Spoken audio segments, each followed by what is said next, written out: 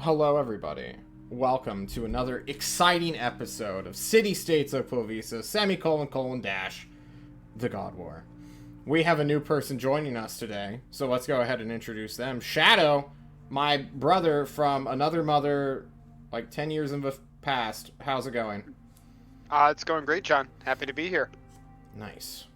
I'm glad. I welcome you fully. Tamer, you're wearing a dope-ass hat. Yes. It is to celebrate I suppose the Americanization of the show now. Hell yeah. John, you finally did it, you know? You got Oof. a lot of Americans together. Well, don't worry. More are coming. Yeah! I'm blending in, Protecting trying to Canada. blending in. Oof. Alden, my seaman from the Navy, how are you doing? I'm here. Okay, I see how it I'm is. on nights now, so I'm not energetic anymore. Oh, rip.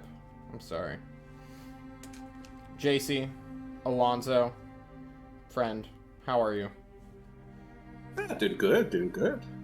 Yeah. Didn't drown last game, so happy to be here. This is good news indeed. For those of you wondering where Helga is, she is either on sabbatical or going to experiment on more eels. It's eels. It's always gonna be eels. It's gonna be more eels, I think.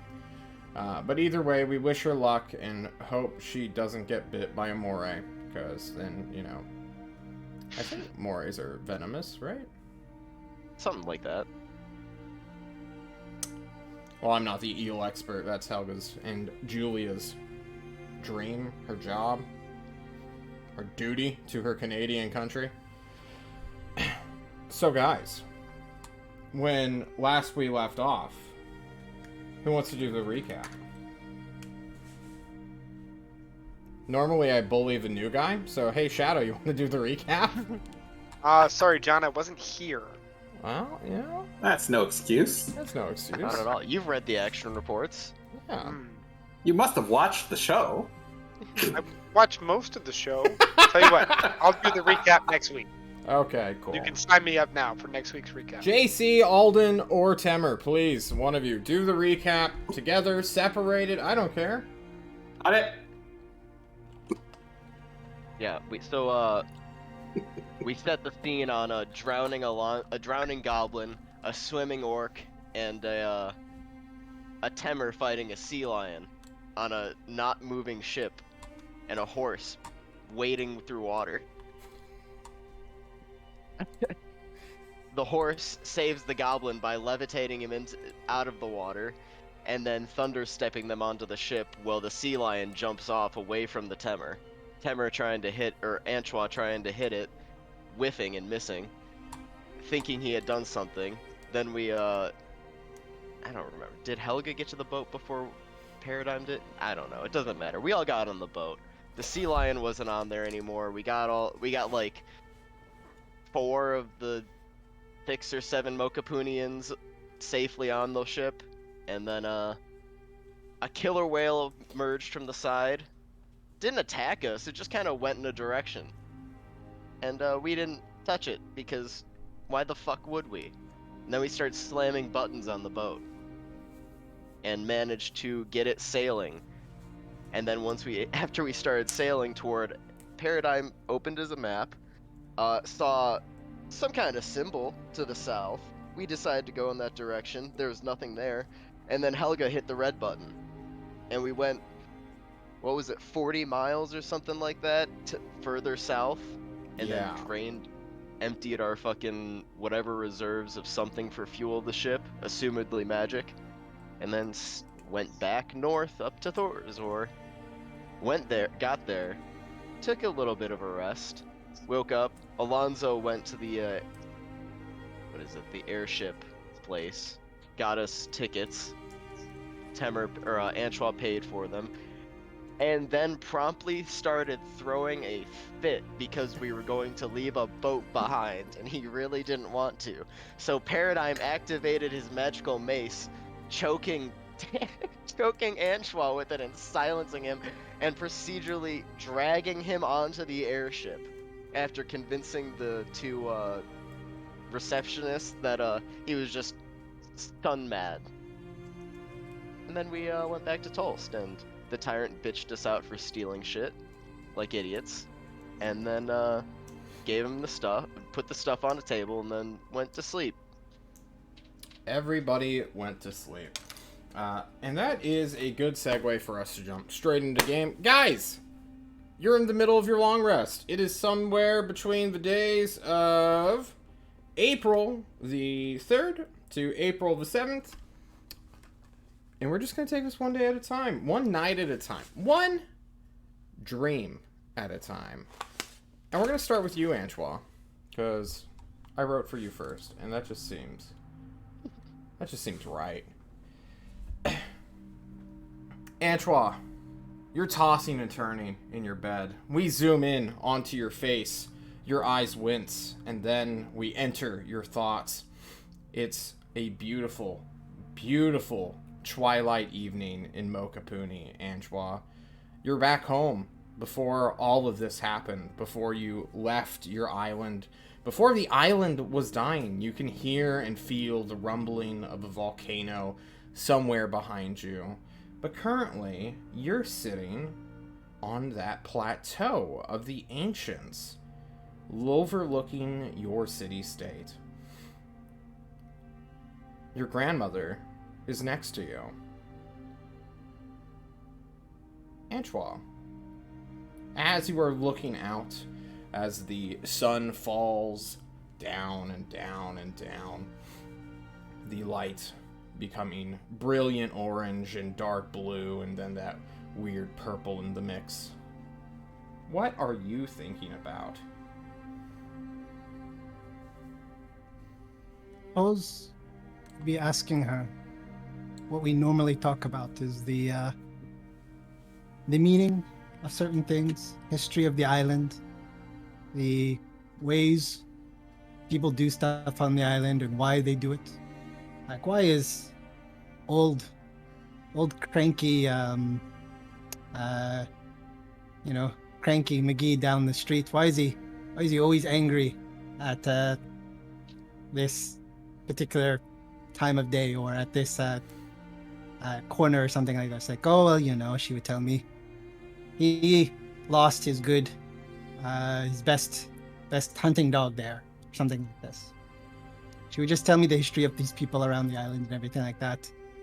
Normally she would, Antoine, but as you, in your dream of peace and tranquility, of family, of the only real family that you know or had,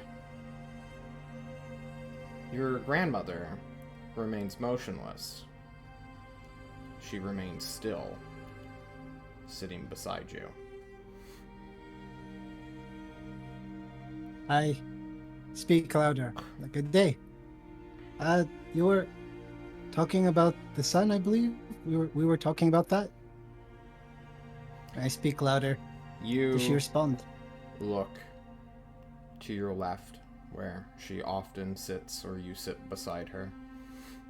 Her eyes are open but blank, vacant, staring at your home. And as you look at it, just following her eyesight, your vision falls onto the strange temple that sits kind of in this weird caldera right within Mokapuni's walls. John could change the map, but he's too busy reading off a Word document poorly.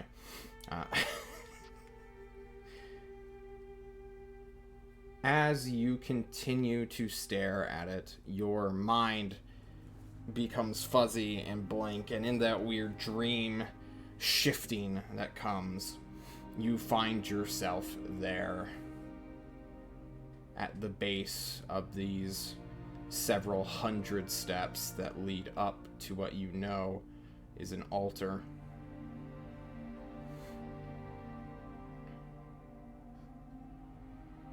What do you do, Antoine? Nice. Can I roll investigation attack? I walk up the steps. I walk up the steps. You Ah. walk up the steps, each one feeling as though, or each stride, each step feeling like 10, as you quickly find yourself upon the altar itself. This is a very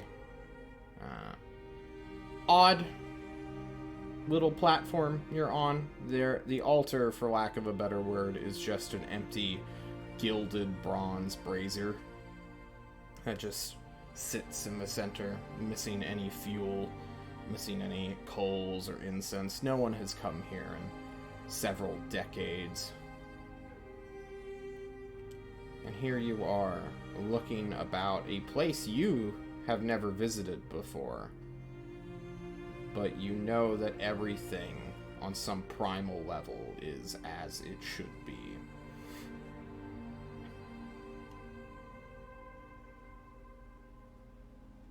Antoine,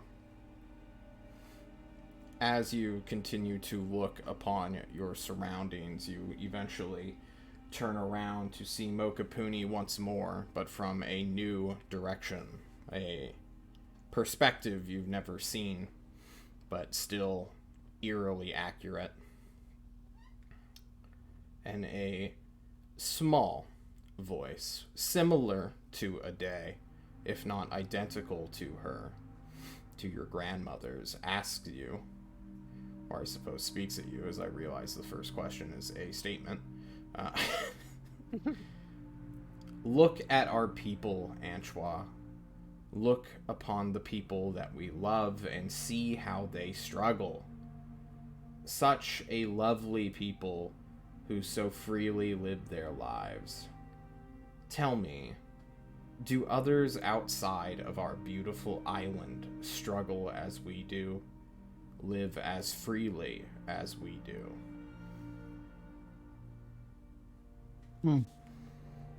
Well, going to the mainland, they didn't seem that free, you know?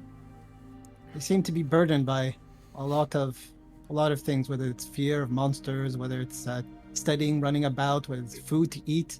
We have so many things here at this island. It's hard to imagine a better place than this. As you say that, you, looking at the volcano to your west, dies. The lava that was constantly spilling out, erupting, gives off one large, unbelievably high eruption, as though something had just fallen into its cauldron, its caldera, and displaced all of the lava.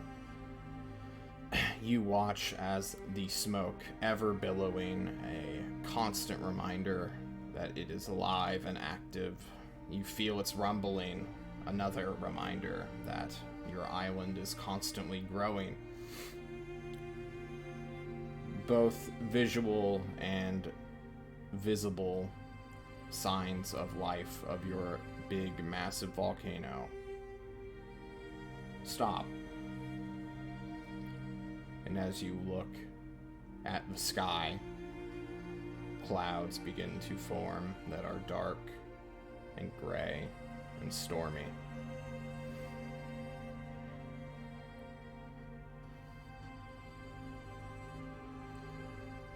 As this environment continues to grow increasingly hostile, the voice once more asks you a question. And John wrote on his paper, "Improvise here, jackass, LOL." So, Antoine, this voice asks you, if they struggle so hard, if they struggle so mightily, who are we to be here in this land of peace? Should we not go join our brothers, those who live such exciting but fleeting lives?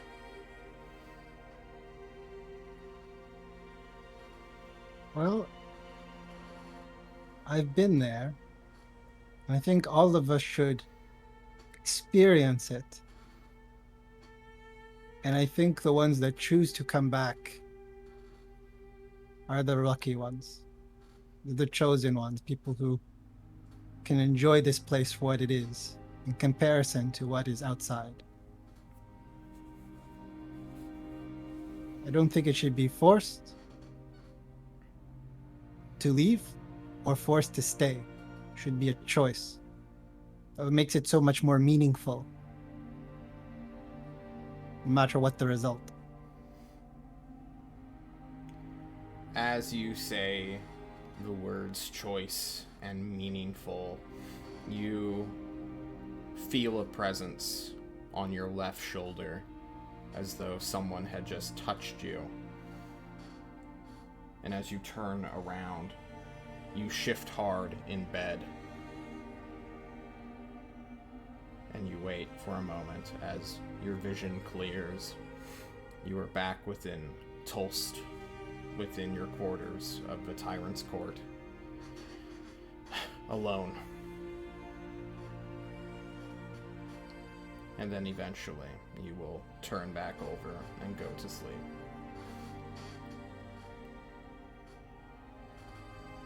Meanwhile, Horseboy, also known as Paradigm. Yeah, John, I didn't get my script for this session, so I'm just gonna improv it. Good. I'm improving right now. Paradigm. I don't Oh, like this. John wrote in italics for you. That means... What? That means something else. Paradigm. Oh, Paradigm. You're snuggled up on your big-ass horse bed that was handmade by Ozark. It's heavily cushioned. It's slightly elevated. It's supported by several metal frames so that it can support your mighty weight. You have a big-ass horse blanket on top of you. You're snuggled up with your weird body pillow or boyfriend pillow, whatever it's actually called. And as you close your eyes... Oh, you dream of it. You dream of what's missing from your room, Paradigm. A smooth metal shaft etched with magical carvings that act as the perfect channel to your arcane might. The thrumming, almost throbbing, accumulating energies that will help you now only echo within your mind like a separate but so very present heartbeat. Locked in a room, which you know, which you have. Oh, the perfect magical item to find. You know where this staff is currently locked away.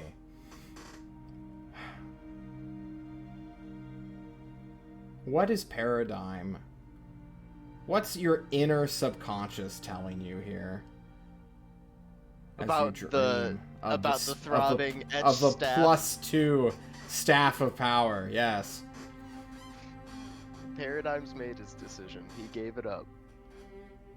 Paradigm, you dismiss the image from your mind. You turn back over.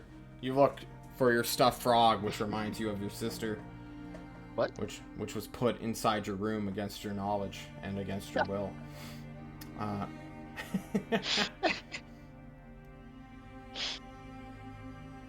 Paradigm, the staff goes away. And in that weird dream, I suppose, semi-lucid, but also clearly you are dismissing. In this fading moment, as the staff vanishes, you see a figure sitting down on a great stone chair. He has black hair that runs all the way down to his shoulders that has been smooth and silky. Or is smooth and silky, excuse me. John doesn't know how to speak.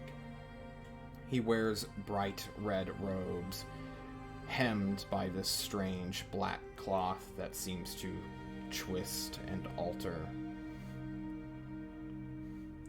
And this figure, although distant, with a hidden face. You know that it speaks to you. And it asks you, Paradigm, why do you want to become a wizard?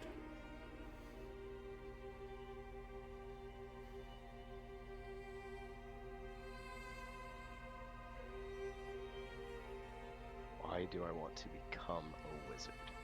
As you say that, your mind flashes back to your Dr. Mom, as she called you, having locked you in a shed, for lack of a better word, before your stables were even constructed, when you were but a small little horse homunculus, perhaps half baby, dangling on a horse's body. But you have a very strange memory of your mother, your creator, reading you a bedtime story. What horrifying tale was she telling you when you were a child, Paradigm?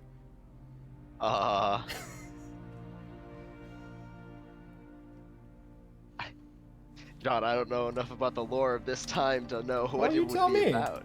Come on.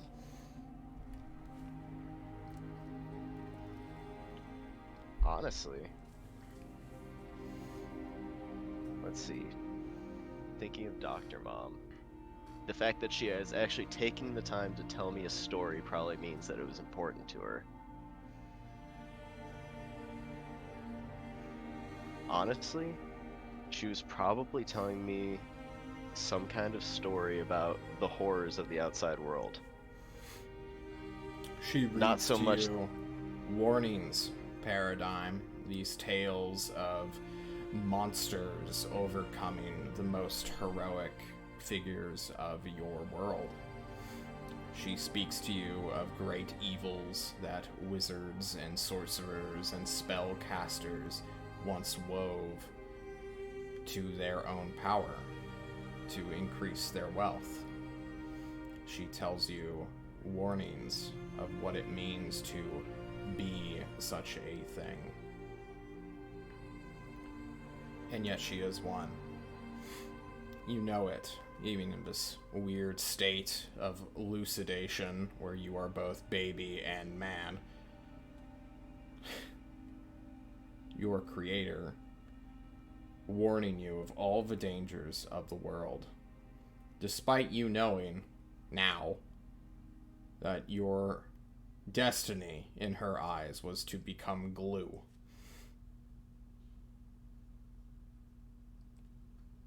Paradigm, the vision of your creator soon leaves you.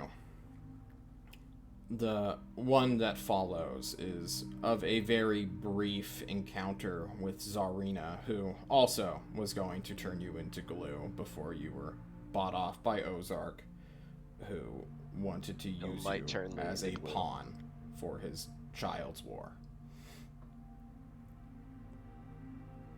She makes fun of you for not knowing how to cast Earth Tremor, the 3rd level spell, when you were a level 1 wizard. It is very down-putting. Czarina makes fun of you. And yet you're still a wizard. You now know how to cast Earth Tremor, albeit a deer gave you that ability. Erupting Earth. The question remains, Paradigm. As a man who has never had a good encounter with a wizard yet, why is it that you wish to become one? He'll say to break the cycle and to prove everyone wrong.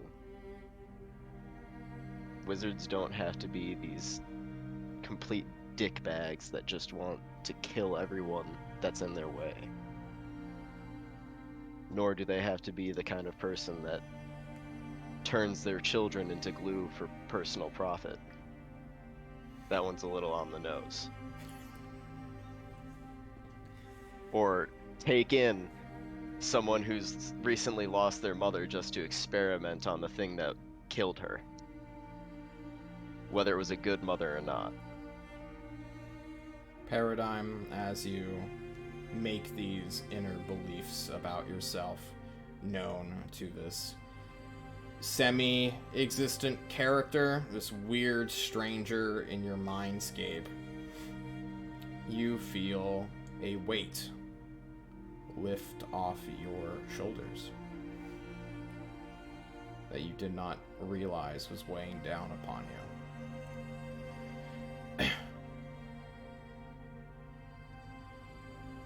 The creature sitting in its stone chair crosses its legs and fixes its posture and looks at you in curiosity rather than down and in study. And then it waves its hand. And it's gone. And you wake up. You blink around. You look at your weird stuffed frog and your body pillow and your horse blanket. You see your horseshoes for your interior walking on just, on their little mantle. Well, like horse socks so that I Yeah. don't fuck up the floors. Yeah. And you may too go to sleep. And we go to Alonzo in the following morning. Alonzo! You had a beautiful sleep. Oh my god, what the fuck? You too? Are you kidding me? Oh my god. Oh, You... Jesus. Beautiful.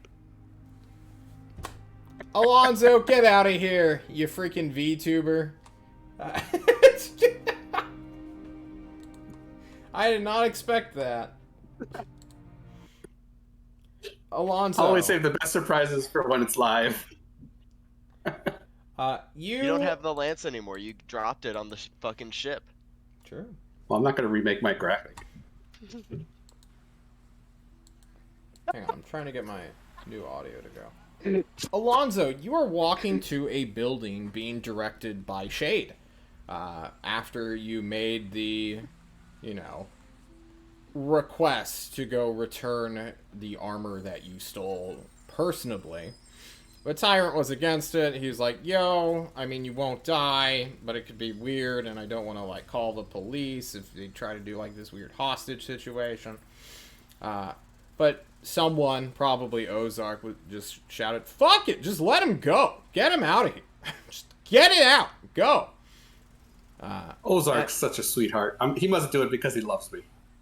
Must be. Yeah. It's like, who cares? It's +2 split mail. We can make +1 plate mail and give it to them, and it'll be the exact same thing. He's just yelling.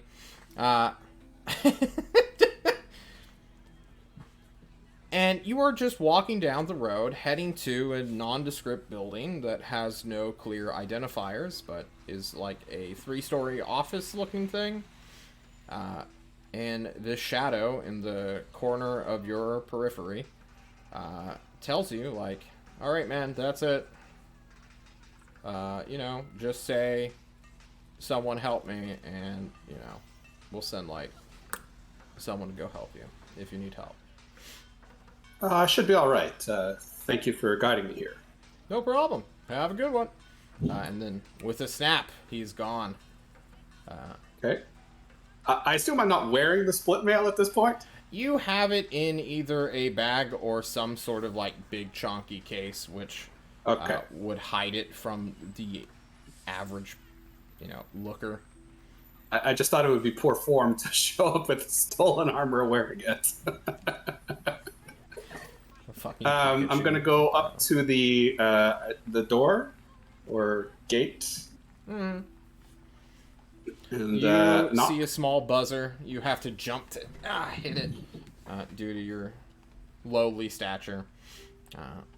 But you can do so, and a strange man will just sort of appear in a puff of smoke right behind the gate. Just poosh, poosh. He is maybe in his late 50s with a strange, shaven center of his head, but, the rest of his hair, wraps around. And he has these massive eyebrows that just, and then expand outward, upward, and then downward to be like weird shields. They are super weird eyebrows. 3-dimensional, even.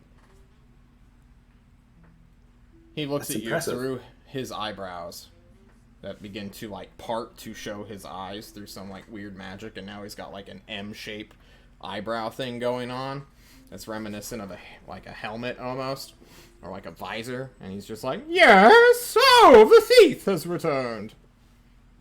Yes. I'd like to return what's yours and offer my deepest apologies. I see. Do you Yes, want it? hand it over, fucker. And he opens, not the gate, but like a part of the gate, which is like seemingly like breakable or breakaway, and it just like cleanly pulls out to form like a small window within the metal bars, I suppose. The other items, I think, will be delivered directly by the tyrant to the Forge of Allen. But I assure you, this was a momentary lapse of Common judgment. sense. Yes. And if there's anything I could do to make up for it, Do you know where Tristan daughter is? no. Then I doubt you can help us further. Very well. But is there nothing else I can do to erase this stain? What is it that you offer? What would you normally do to thieves who take something from your... We normally would kill them, but unfortunately you seem protected by your government very well. Also, there's Yes. like 18 snipers, like, looking at me right now. I don't know if you could tell them to put their guns away. We don't really like being threatened after having been robbed. Alonzo will look around to see if he sees any snipers. Yeah, make a perception check. Okay. Not bad. Oh. John is done. He did not say. There we go. 15. You do not see any snipers, unfortunately enough. He'll turn around and say to all the snipers, we're okay here. No need for snipers. Do you offer him your storage? This covering that keeps your +2 splint mail away. Yeah. All right. Yeah, I'll give him the whole package. He takes it. Please delete it from your character sheet.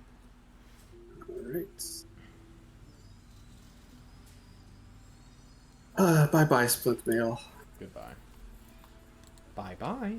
Bye-bye. Yes, well, unfortunately I can't volunteer for death as I've already given my word to serve the tyrant. Yes, but if yes. I were to have their change, I'll look you up. Understood. And then he closes the metal... Well, he picks up the metal bars that he literally just ripped out of the gate and just, like, puts it there. There's this weird hissing sound as, like, it seems to weld itself back together.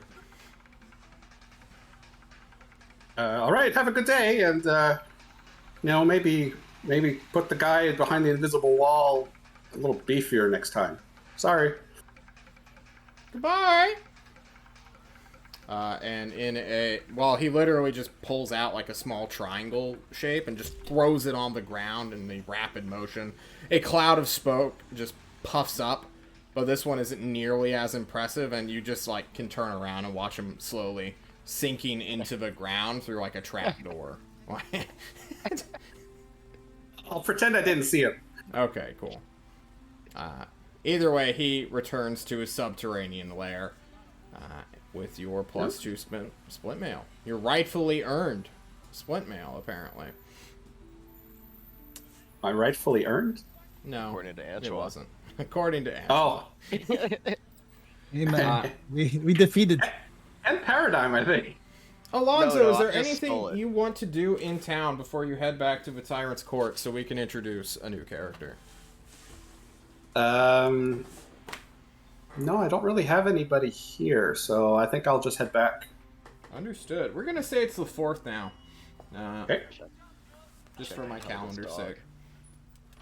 I don't think Alonso knows of Helga's dog.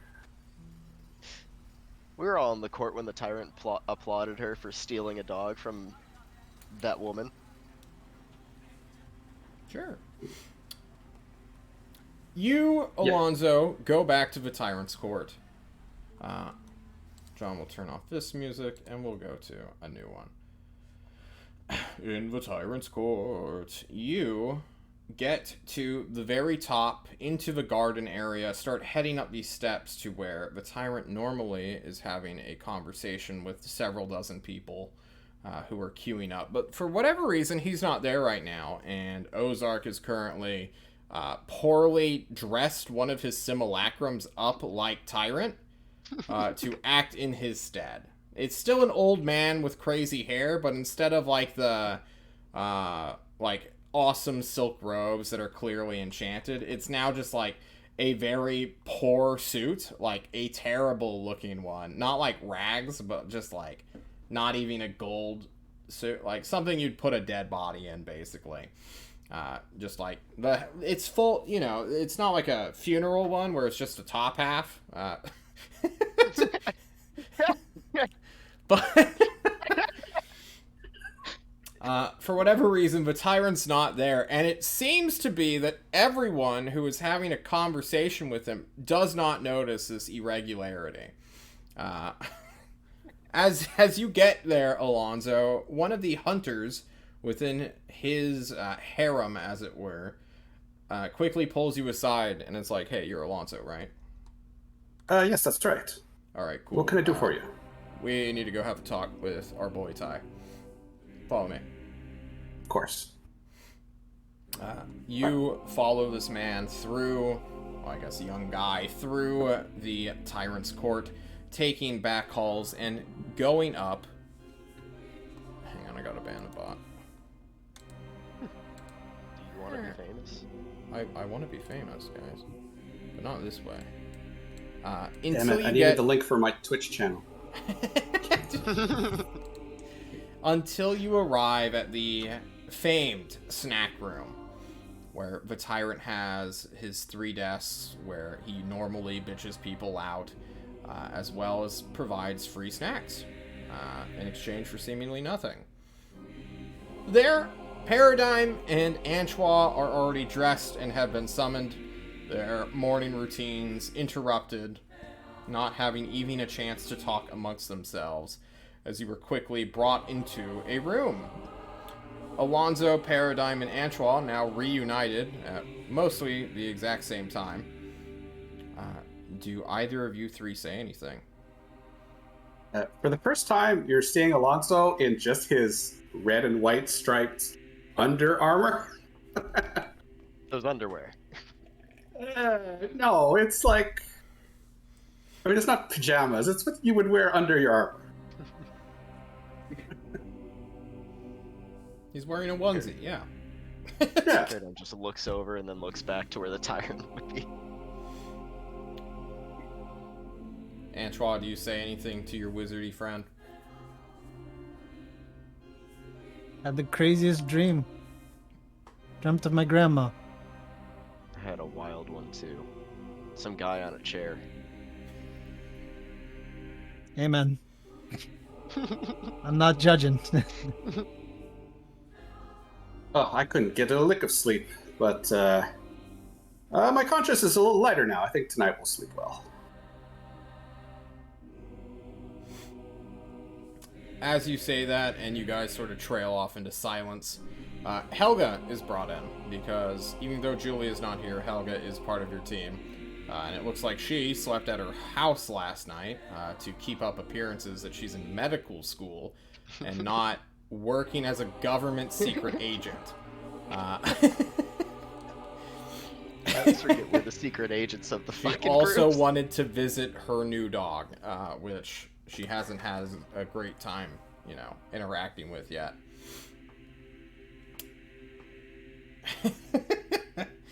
As she is brought in, the hunter will be like, alright, so it's going to be like 2 more minutes.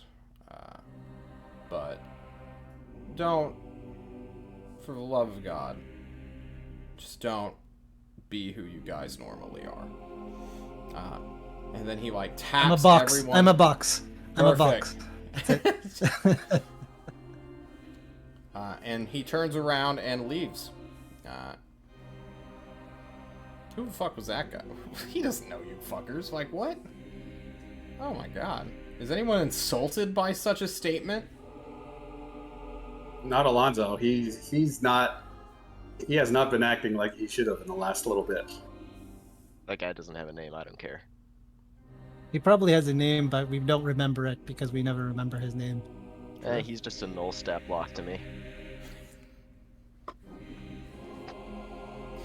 He's the guy who beat up Igor. Is he really? Maybe I like him, actually. Not that Alonzo would know, but...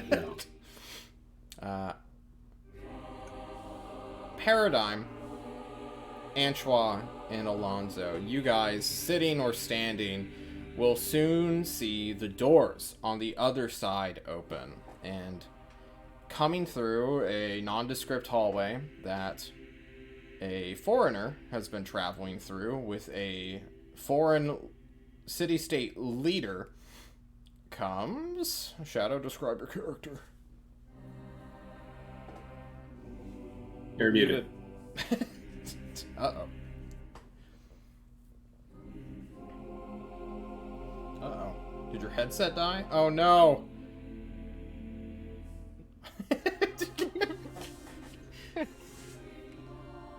Production value! We're back, baby! We still can't hear you. Oh, no. Check to see if Discord's picking up the right audio. It was? Yeah, he was talking before.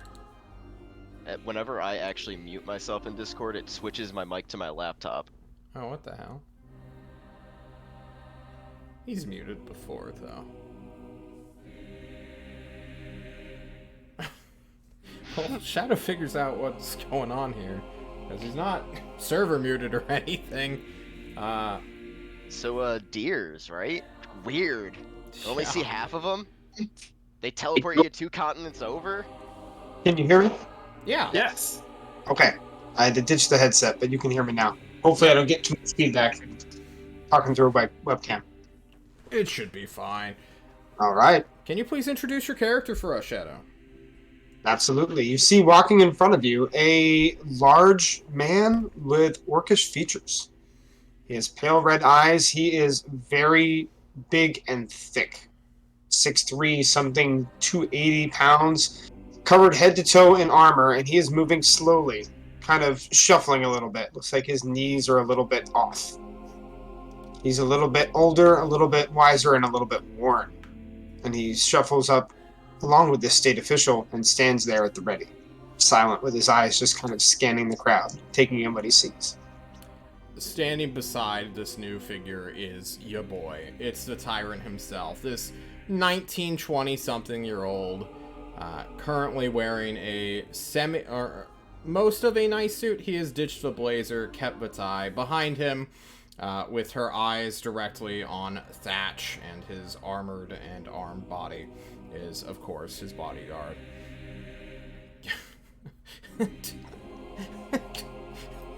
Fucking Temmer in the chat. Fuck, that threw me off. The thick, and then the magic 8-ball. Standing beside him is, of course, the tyrant, leading him forward, and basically gesturing for you to go stand on the other side of these 3 tables, Thatch. I will walk over and take my place. You take your place, somewhat separated from the 4 people who are currently just looking at you. And the tyrant Alonzo kind of shuffles, so he's standing between Helga and the new one. Okay, perfect. Why? Who knows? Trying to make friends. He's jealous. True. How dare you be a taller, more green-skinned, more armored individual? Yeah. But As Tyrant, I shoulder over, I'll look down. And then look back up again. He doesn't want to take Helga. Or he doesn't want someone taking Helga away from him. Tyrant watches your interaction with great amusement, and then calls in Meza, who Thatch, you do not recognize, I don't believe. You've been hanging out with this teenager for a while, and here comes a fucking other one. Thatch, what do you think about all these fucking children being world leaders? You come from a land of where, like, adults govern. Now it seems like kids are playing, like, local government here. What's going on? I don't think it troubles me that much. If children are playing world leaders, that's not a problem. If children are playing soldiers, that's where he takes initiative. Perfect. Tyrant looks at, or points to the squad and introduces you to them, Thatch. Thatch, this is my semi-notorious, poorly reputed political team of my task force that I was talking to you about earlier. We looked at your resume. Well, not your resume, but the stat sheet that Vectus gave us about where we could mostly put you to work. And we have decided here. I will quickly introduce them or have them introduce themselves. And he points to Temer. Would you please describe your character for us? Youngish fellow. He is just an average Mokapunian dressed in an odd blue suit, holding a scepter with royal robes, Mokapunian royal robes on top. And from his face, and this is kind of an important thing, you can see markings on his face, like tattoos going on over his eyes, over his mouth, up his neck, and behind his jawline. And he says hello, and then goes back to a box. It's like a flash of box off, hello, then box on. Hiding himself in illusions. The tyrant excuse me, Jesus, John, calm down, your throat. This is Antoine from Mokapuni. He is one of the wizards which will be joining you. The next one, unmistakable, is Paradigm from Nevlator's Arsenal. Alden, can you please describe your horse? Yeah, you just see what looks like a centaur, but isn't a centaur. He's got short white hair, kind of like not combed over, but put up. He's got just like a normal 20-something-year-old's face, a little bit of facial hair, not much, and he's just got he's got a skull on his hip with a jewel in like the mouth or something somewhere.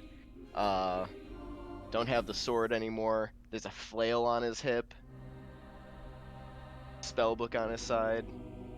That's about it. Maybe a saddlebag.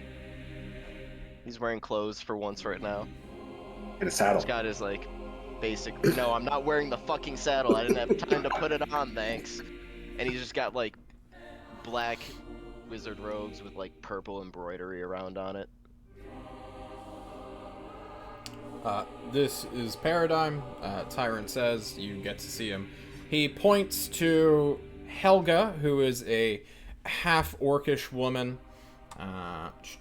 She, I believe, also wears robes of some kinds, has an arcane focus. John doesn't remember her exact character description, so we'll introduce her whenever we have Julia here next for you again.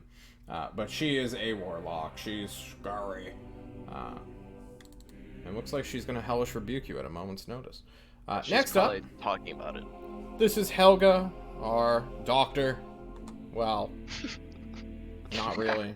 Medical student. Well, no, she never got admitted. Dog thief. Dog thief, yes, thank you. She has stolen a dog. Next up is... Helga's like, wait, what? There's more to it. And getting the least charitable explanation, just hand-waved over, He points to Alonzo, who is by your knee. Alonzo, please describe yourself.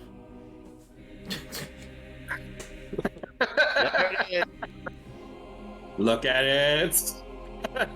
Alonso is about 3 feet tall, goblin. He's got pretty green skin and just a black mohawk on the top of his head. Right now, he's not wearing his armor. He's wearing the white and red striped underoos or whatever. But he carries a shield with a triple lightning bolt on it, and he's got a sword at his side as well. He's standing extremely straight back and trying to show his noble bearing as he's fixing you with it's not hostility, but it's not very warm. This is Alonzo Quizano. He is from the City of Blinding Lights, although he looks like he's from Destry. Don't worry about that. Everyone, this is Thatch. He is from Thorazor. He will be joining you for an undetermined amount of time, or until Vectus, your chief of intelligence, he asks, your ambassador, someone from Thorazor, asks you to come back? Is that how this is working? I believe so. Okay. Until he feels he is needed. If he remembers. Well, from what I understand, he was a wizard. So maybe he'll immediately forget you. But in the meantime, you're welcome here. I hope these four, excuse me. Well, Alonzo, you and I need to have a conversation. But in the meantime, please make yourselves acquainted with one another. And then I will come back here in about 20 minutes to... Well, actually, I'm just going to leave Meza here to explain what's going on in Thorazor. She has the best understanding of the situation.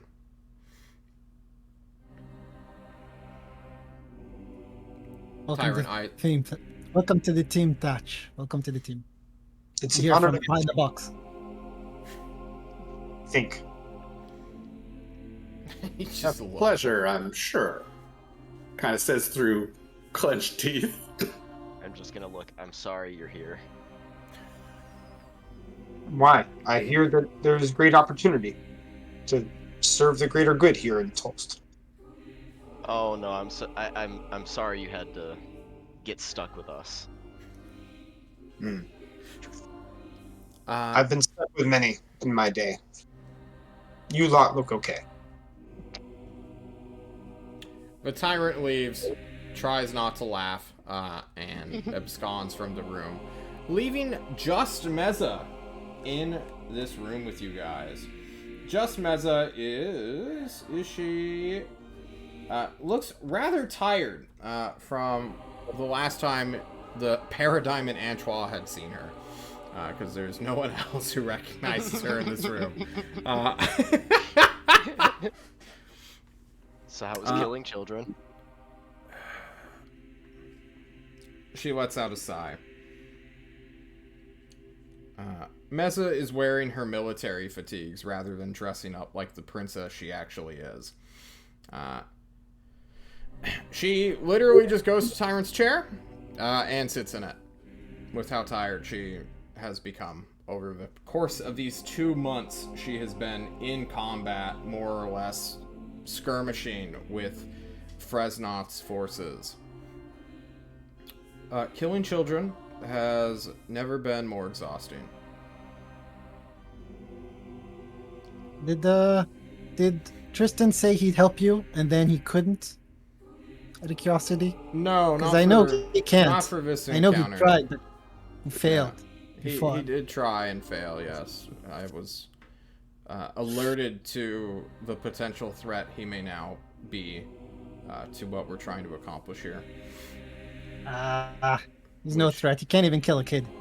Believe You me. know, that's can't the do it. dream. That's the hope. Thatch, you were from Thorazor, yeah? Yes.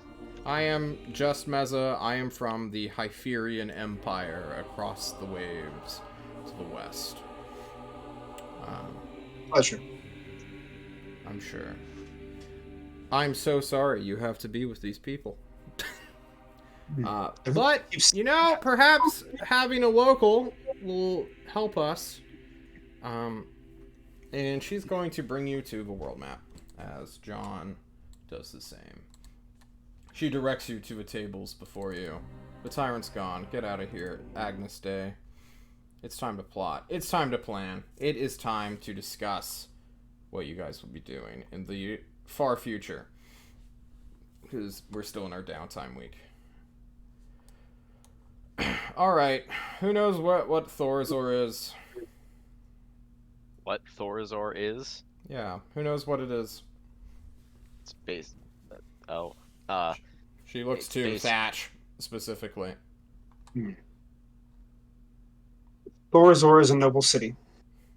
We are young as a city-state, and just recently developed, mainly from refugees from Destry, going to gain ourselves a better life, away from those who would oppress us. We are a manufacturing hub, but we are currently at war with Alcazar. She begins snapping her fingers. That's what we're looking for. You guys are at war with Alcazar, who I would like to remind everyone is now our new vassal.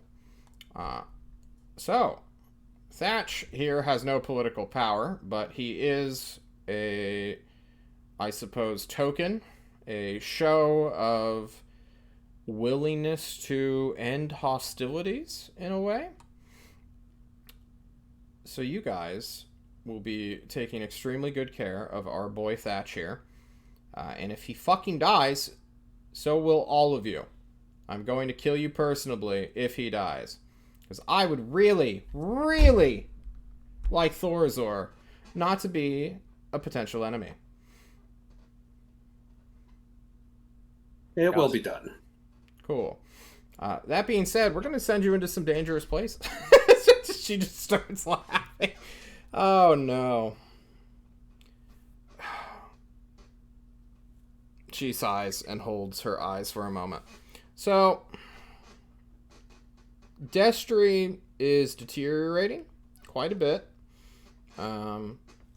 Fresnoth, as John continues to look for better music. Let's do Elegant Dinner Party. Fuck it. Suddenly ghosts show up and start eating.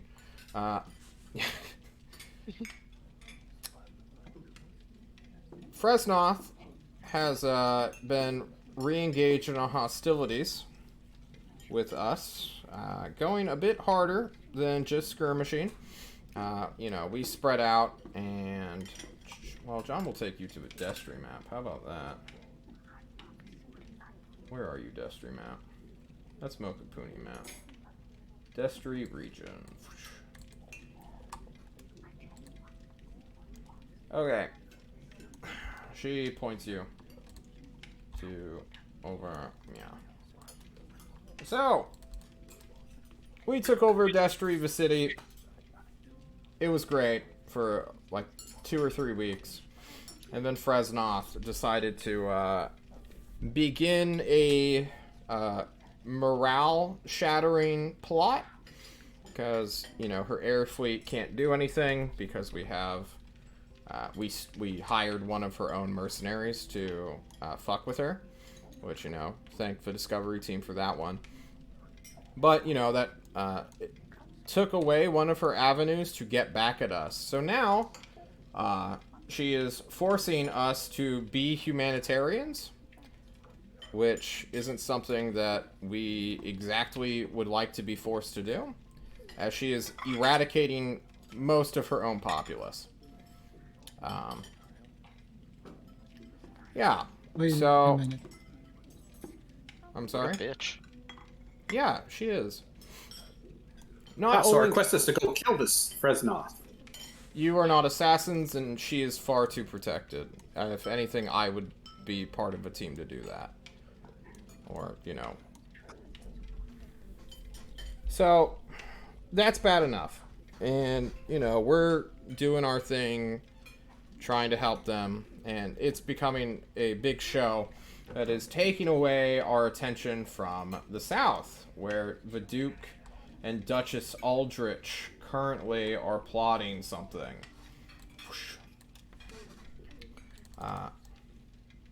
John, send us to the right area. I think she did. I did. There we go. The Duke and Duchess Aldrich are despots in a way. They had these territories since before Fresnoth came into power. They were gifted to them by their vampire lords or something. And although their father was kind of cool, he died protecting vampires from Fresnoth. And they came into power, saw the writings on the wall, and decided to flip the script on her, or on their own grandfather, betraying him, and join Fresnoth in her usurpation, as it were. Then, you know, Fresnoth had no real claim to Destry, because she was a complete foreigner, so when she decided to come in and just take over, of course they wouldn't have that, and that he, and Duke Grothel over here said no to Fresnoth doing that, so they put the puppet named the Overduke onto the throne. That's basically the past 12 years of Destry's history. So why I'm telling you this is because, and she's bringing attention to Thatch now, Thorazor's main populace came from this region. Duke Aldrich has finally decided to make a claim on Thorazor itself and the legitimacy of the city. He states, well, she, the Duchess, is like the true powerful one, but like her brother's doing all the military bullshit. They both claim that Thorazor is rightfully their city, and that runaway peasants who start their own colony, they're still part of Destry. Which, obviously, Thorazor is its own independent nation. It has signed the Confederation Accords. It has its own charter. There's no Confederation legal question here. Thorazor is its own thing. But in this time of chaos, where there is no Confederation capital, where we, Tolst, seem to be the only ones willing to do anything in a international manner in the north, this is a problem, because although they have no legal claim, if they take it over, not much we can do or say about that at that point. Why we're telling you... I'm sorry? I'm sorry, is that likely? I thought Thorazor had formidable forces, especially in the air. Only They the do. air. Yes, they do in the air. And even on the ground, you know, marching an army's no easy task, especially through the wildlands, filled with fucking monsters and spirit beasts and all sorts of fucking crazy people who just live out there. Beach monsters. Couldn't they bomb Aldrich to the dirt like they've been doing to Alcazan for the past God knows how long? Indeed, they could. Assumedly, anyway. I mean, Thatch, how long has your country been at war with Alcazan? Quite a while now. It's an unfortunate situation, mostly around the fact that Alcazanians charge us too much for food. It would Economy, right? push us into starvation, yes.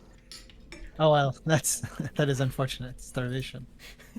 Antoine laughs in Mokapunian, It never is going unfortunate. hungry a day in his For life. nothing.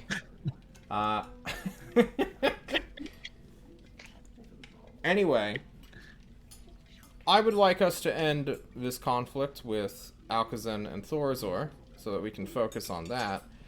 But in the meantime, one of Irithyll, if you know her, one of her Ulathaean agents who has infiltrated the Aldrich small little cabal of a court, appears to have some scheme cooked up to negate any sort of land invasion necessary to take over Thorazor. We don't know what that is. So, we were planning on... and she kind of looks a little bit awkward back to Thatch, like, well, we were planning on disguising you four and sending you in there to investigate.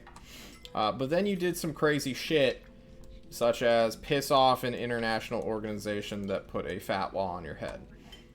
Your collective heads. So, we can't do that immediately. But the goal, now that we have Thatch, is to get him to get you into the city through false means and pretense, so that you guys can do a undercover investigation to see what the fuck is happening in Thorazor right now. You guys want to be spies? Finally fulfill our actual job. Yeah. I look at minor illusion a tuxedo on me. I minor illusion a tuxedo, but then I kind of like move, and the tuxedo does not move with me. But it's kind of like a cardboard in front of me. It seems like one of us seems to be down. Thatch, I know you just joined us recently, but having a Thorazorian national, as well as someone who appears to be ex-military, will give us quite a bit of legitimacy if these four fucking idiots walk around your streets. Obviously, you will be right there with them if you think this is some weird, double-cross situation, or if we're really sending them to do another thing. I honestly don't know why you're here. Mesa just states for... I'm sorry? Your words bring me comfort. But not really. Continue. Understood. We want to know what Aldrich is doing in Thorazor. If they have agents there planning on doing some crazy bullshit, we would like that to stop. And if we can alert Thorazor, of course, to a tangible threat, because we can say all we want, like, yo, Aldrich is planning something. Yo, Aldrich is planning... Hey, Aldrich is planning something. But if nothing is tangible there, we look like insane idiots and increasingly look more distrustworthy? Untrustworthy? Whatever that word is. Your logic is sound. In Thorazor, we fear starvation. We fear not being able to fend for ourselves. We fear falling behind on the world stage, but we fear Destry more.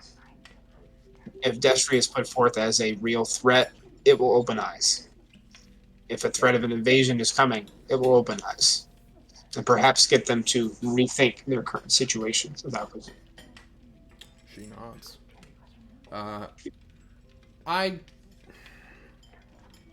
We had two ways of going about this. One was to infiltrate you all into Destry. But you guys are far too unique looking there to pull that one off. As well as the fact that Fresnoth is stepping up her own little games, I guess we'll call them. We can't afford to be helping you there. In Thorazor, we're not they probably have laws against spies right now since they're in a state of war. Which, is bad. But if you find legitimate proof of things and get it to their government, then they should be able to handle it from there, assumedly. And we would have just done a massive solid for a city-state who is still at war with one of our new vassals.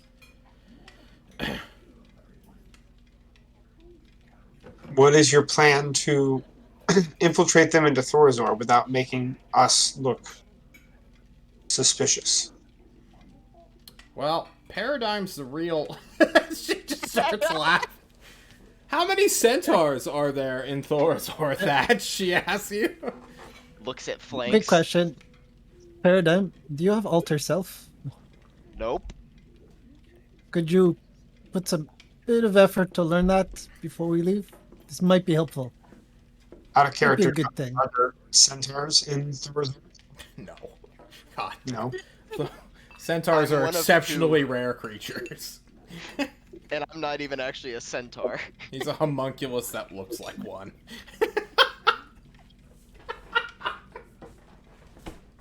It's so dumb. Indeed. I don't know. I'm hoping magic will be able to do that. If not, we're gonna have to make Ozark actually bust out the good shit that he's hiding from you all. Here's the issue. Alter Self works for 1 hour. I feel like we'll be there for more than an hour. Probably. Are we being public though? We can get by Casting spells in checkpoints. public and is going to be very odd. Ideally, we would do it in private and then walk out in public. Ideally, but we still do have a Sure. timeline. I mean, we have a ticking clock on that. I'm sure there are places there which are free for the public to enter. You guys have inns and hotels, right? You can course set up base somewhere and just keep Paradigm. I mean, the horse. Is there a stable? Is there a stable? Do you guys have horses? She looks at that. Yes. We have horses. None that look like Paradigm, but Well, on my my family's estate, we raise some very high quality war horses. When you get a particularly jumpy one, you can put a large cloak over their heads. We've done And- that before. Yeah. Perhaps that That would exactly. be better than nothing. Paradigm thinks back to the time that we were in Sydney's fucking house and I outed the 2 dudes dressed as a horse and we just fucking put a horse mask over me. Yeah. If I remember correctly, Jess Meza left us, abandoned us in that place, against the tyrant's wishes. No, but yet we didn't still have a choice. yeah, the Sydney maybe banished her. She didn't say, but she said she had to Either leave, way, we still have our own intelligence to sort through. The Ulathans are the most peculiar spies in the world, and the way they encode their messages is exceptionally difficult to translate, even when we know the cipher. Irithyll hasn't returned yet from wherever the fuck she went. She's on, like, holiday or something. But hopefully once she gets back here, we'll be able to break the codes. We'll be able to fully get a better understanding of what's going on, and then we will send you guys off as quick as we can. There's a chance whatever is happening may not even be in the city of Thorazor itself. It could be, somewhere else. Maybe it's... Well, I can't say anything. Honestly, I'm just spitballing here.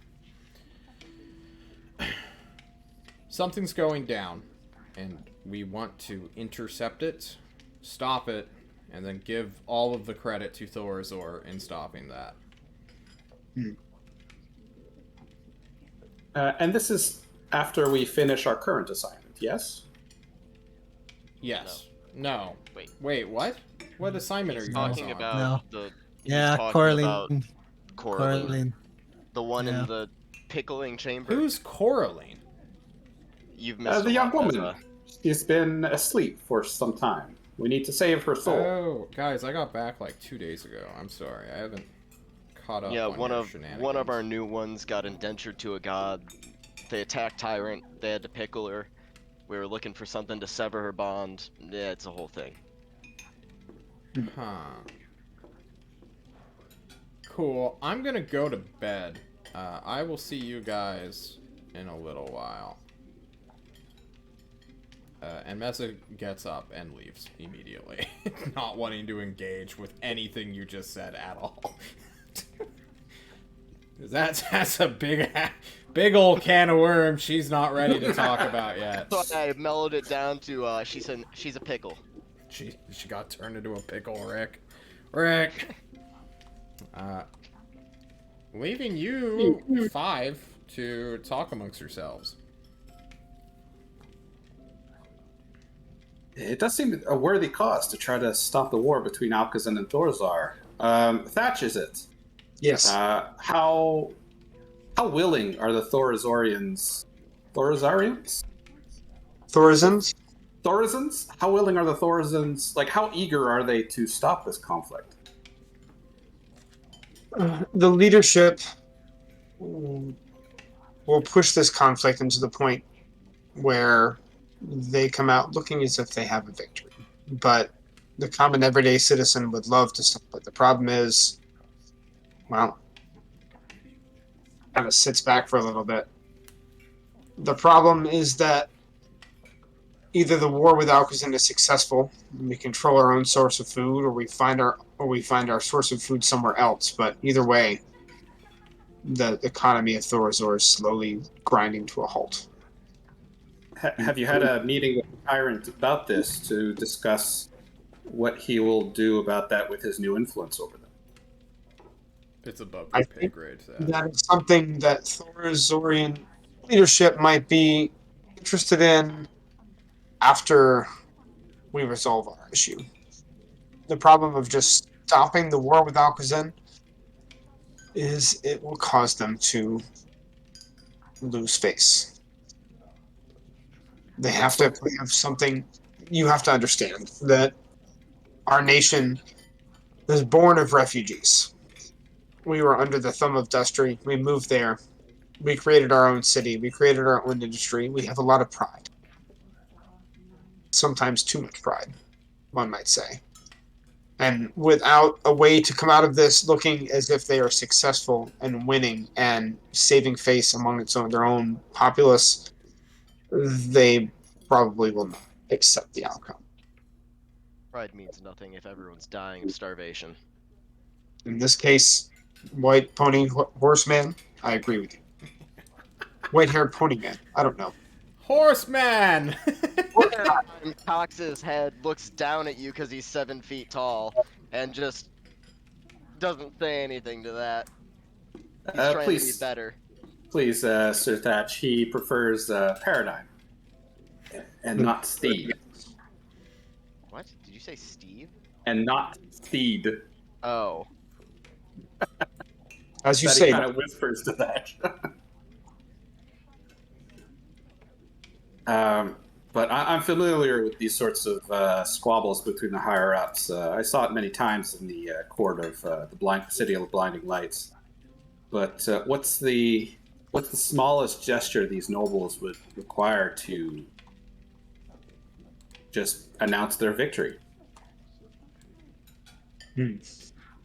Like if there was some sort of large peace delivery from Alkazan, with a lot of fanfare, not necessarily even a large quantity, just something that makes a lot of noise, a lot of publicity. Would that suffice?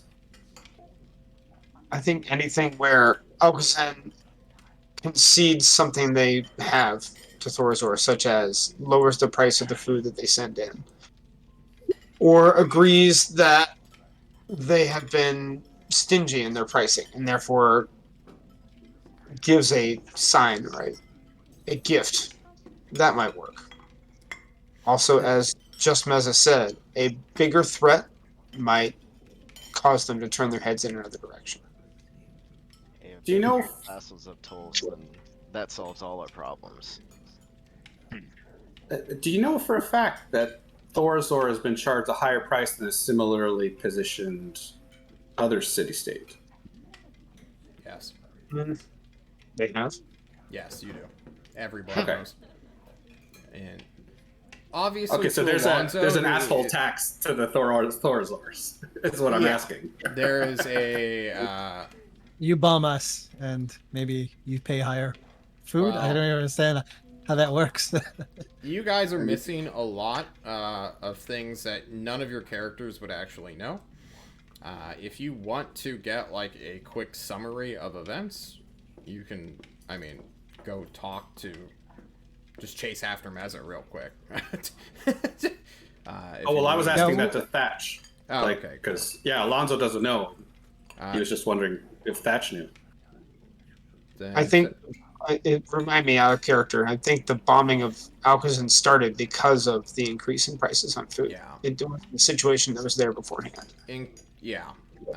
Alcazan was consistently raising more and more embargoes and other sorts of bullshit trade levies against Alcazan. Or not Alcazan, Thorazor for like the longest time. Nearly 30 years of just steadily increasing of just, bulk foodstuffs that Alcazan Interesting. governmentally has control over. Because they And don't this is- have independent ownership of their farms. This is the dry. Like, I'm trying to look at the supply chain. Is it the dryads causing trouble to the government, or maybe the shippers, like Seafoid Brunch, causing a bottleneck? Is it like, what's the supply chain and what's the problem with supply chain in Alcazan? Is it You don't know. I mean, we wouldn't know that. The only thing we learned while we were there of the supply chain is, hey, Dryad makes food grow. Then someone else handles giving that food out to other people for what they don't use themselves. That's literally all we found out. we met them? They seem nice. Loved to dance. Outside of that, I'm not too sure they have any other joys. Paradigm remembers covering Anchois' eyes because he couldn't resist the Dryad. Oh yes, She was a her, beautiful the woman. ruler, Lovely. the ruler. Yeah, I was talking about the field people. The we saw the ceremony in the field. Oh, you were talking about Julia played Jesus us. Christ. Remember when Aurelia was around, guy? Yeah. I remember when we didn't have Remember dead when people? fucking Rembrandt was there? So long ago. John, is there Three Yes, but characters. They're actually, but they're actually in the field doing this magic. Are they the problem? Is somehow they're hoarding the food? Is they're burning it? What would they possibly do with all that food? Like they're very productive. They're pumping out all the harvests every week. It's like, why would they charge Thorazan so much that they're starving? I mean, it sounds like that's where we should go, but of course, that's that angle. We can go to Thorazan just to look in the other angle with the Duke Aldrich and see if he has spies there. So there's double angle we can tackle this. We can tackle the supply chain at Alcazan, or we can ignore that and just say that's whatever that is, and we can go to Thorazan and we can tackle the spies that the Duke is probably has all of there to take over Thorazan because they're weakened by this war and the hunger and all that stuff. So two ways we can tackle this, or we can do them both, one after the other. I think personally the best way we can handle this is just go to Thorazor and do some investigating rather than all this extraneous speculation and find the truth in its face. I'd have to disagree. From my experience, it's a lot easier to go to the people in power if you have something to offer. And if we could figure out or learn why the Alcazanians raised the price and see if that can be solved, or if that's over now that they're a vassal of Tolst. Perhaps we could secure this gesture before we even head to Thorazor, You're also assuming this doesn't disrupt the DM's plans. The other thing we have to worry about going to Alcazan and asking those questions is, I don't think Maru likes us that much anymore. After us sticking an army of birds on her inadvertently. Oh, they're gone. Those army of burns are gone, and Morrow is saved. That was Yeah. you. The Let's birds start. might be gone, but she might not like us still, Antoine. You cut out there, Thatch. I said that was you that brought the birds to Alcazar. We destroyed his lair and they got pissy about it. Yeah, they moved on tomorrow to try to, pressure her after that. They were doing some weird stuff before then, but after that, they really ramped up after we destroyed their lair and we burned their throne, or Jerome's throne. But, Jerome was a jerk, so That's where we got Antoine's cool necklace over there. I kind of leave it. See? He flashes Necklace? his gold chain. With like a Gucci real gang. beating heart on it. Yeah. Yeah. Yeah. Very impressive, Blue Man. Thank you. I think we can go to Algazan because we have a history there, and we could talk to the supply chain that seems to be fucking up Thor's or directly, like originally. It seems to be messing up the original. If we can find out what is wrong, or we can call Just Meza. In fact, can I see Just Meza? Can she tell us anything about it? Paradigm I- walks to the Walked hall off. and just yells, Meza! What? Antoine wants you! Oh my god.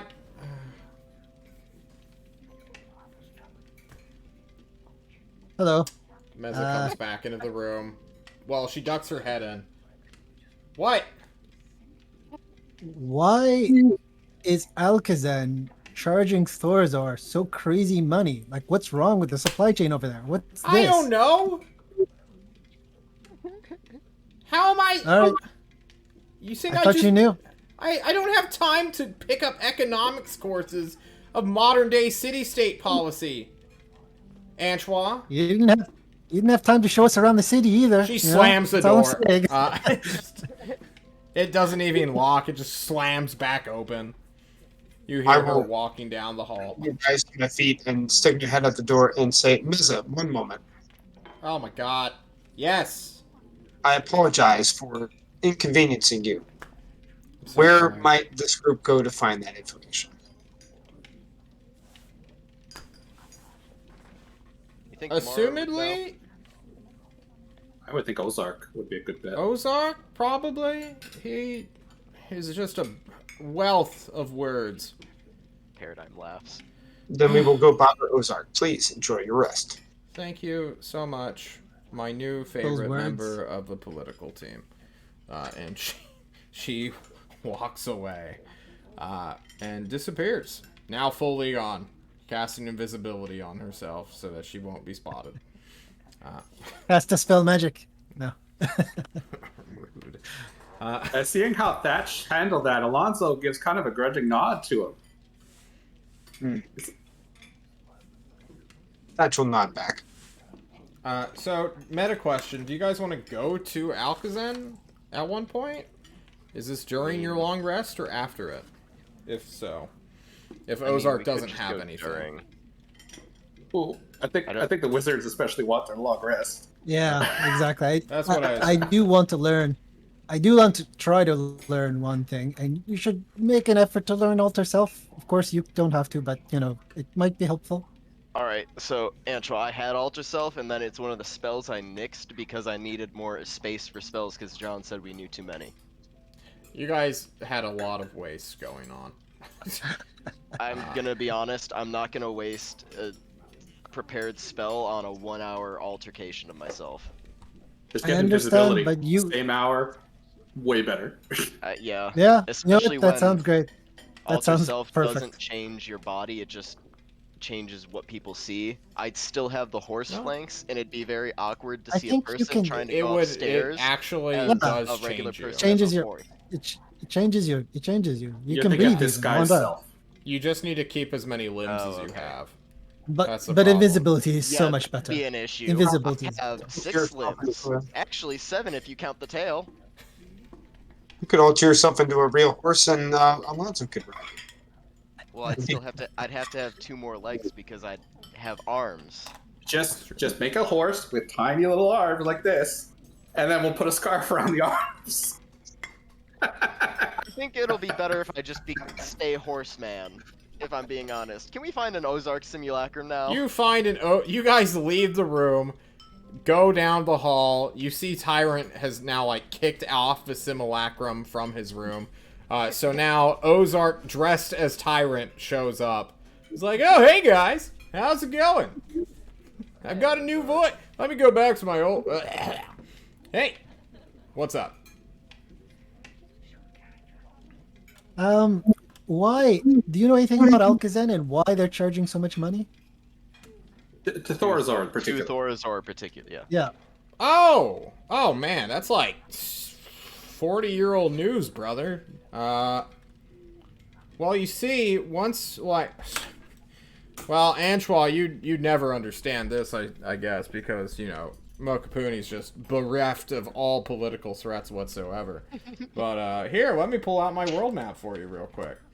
And I'll give you a quick history lesson. You want to get a quick history lesson? He minor illusions a world map in front of you. Just for you, Antoine. You see how close Thorazor is to Alkazan? You know, Yep. like 500 miles. See how close it is to Destry? Yep. So, like, once Thorazor moved in and then started gaining, like, super industrious and super, mass military power that put them at threat, what city-states who don't have much military power will try to do is to hem down that city's growth so that they don't fucking attack them. Now, obviously, whatever happened during those, like, you know, 30-so years between, like, we're going to start raising our prices to Thorazor's declaring war on us, Alkazan, you know, that was a long period of time where negotiations could have been had, people could have talked about it. So, you know, when a policy doesn't work, it's a question of, like, why are you still enacting it at that point? Also, you know, was it being effective until, you know, Thorazor got desperate? Maybe Alkazan was baiting the war. Maybe they wanted this war to happen, and then, you know... I don't know. Alkazan really was starving out Thorazor. They were starving them because they didn't want them to grow. Well, That's crazy. That's wow. That's my take on No it. problem. I look at things objectively. Maybe it was just... Yeah, I'm immortal, guys. So, like, I see this shit happen all the time. But, Maybe you they're just know, don't like look, the you fuckers. get scared, you get threatened, you do something stupid, and then, you know, you're forced to keep doing it because you already made the decision. You mortals are pretty fucking questionable when it comes to, like, your decision-making processes, like, on a good day. So, like, once you're, like, actually terrified and, like, oh shit, those guys who have, like, this big-ass fucking air fleet, how do we stop them from, like, wrecking our shit and getting hegemony over us? You know, it becomes, like, a scary situation for both sides. That's why I kept Tulst out of everything. Because you fuckers would destroy my city. Not that it's mine anymore, but, you know, just saying. I had great policy decision-making. Ozark sighs. So Anyway. you're saying that... Oh Now shit, that you're the Thorazor guy. Oh, Uh-oh. you didn't hear that from this old leader of this city-state, okay? Of course. Really glad I... Oh, he just, like, wipes his brow of no sweat. Ozark, don't act like you cared. You're right, I don't. Oh, Paradigm. How'd you both sleep last night? We got some weird, like, brainwave activity from you. Oh, Oh wow. You picked up on that. Oh, yeah. the tyrant feeds off our emotions, so probably, yeah. No, not that one. I just like keeping an eye on my wizards. Really. Can you read my dreams? I can read your thoughts. Did you see our dreams? No. Do you want me to see your dreams? What am I thinking right now? He casts I his kind of- thoughts on you. Make me a I saving kind of throw. like this. He knows everything now. I think it's wisdom. Fuck, I don't know what detect thoughts is. Shit.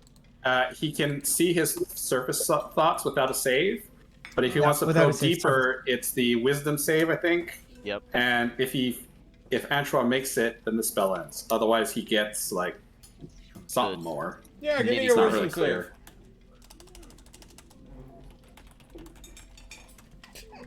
Shadow, don't you love it? Oh, he fucking net Oh 20'd it. shit, you break the spell. But does he want to use his fucking what's it called? Legendary reaction. No, the divination meme where he changes your dice roll. Oh, that's right. He's a fucking divination wizard. You kind of have to do that before the roll. Yeah, it's true. True. True indeed. But he could have an NPC bullshit ability where you don't have to do, Nah, it's do it fine. after, You can before hide. the You roll. can keep your secrets. He's like, whatever. These guys had weird sex dreams. It's fine. Actually, Ozark, I wouldn't mind you looking at mine. Why? Oh would be- God. Better way of explaining what it is I saw, and I don't know how to describe the person I saw. Okay. He will cast detect thoughts on you. You can choose to fail a save, right? I will fail. That's an actual question. Can you choose to fail a save? Yeah. Okay, Yeah. cool. Just making sure. I heard somewhere that apparently you can't, but I think that guy was full of shit. I'm pretty sure you could choose to fail any I save that think you that's- would have to make. If it's not, then it should be. I think this is your game, and in your game, John, you can Yeah. choose to save. Yeah, I'm gonna say that you can choose to fail a save, and he will read your thoughts. What are in your brain stalks, Mr. Horse Homunculus? That dream where that man was asking me why I want to become a wizard. Ozark will look through your dream.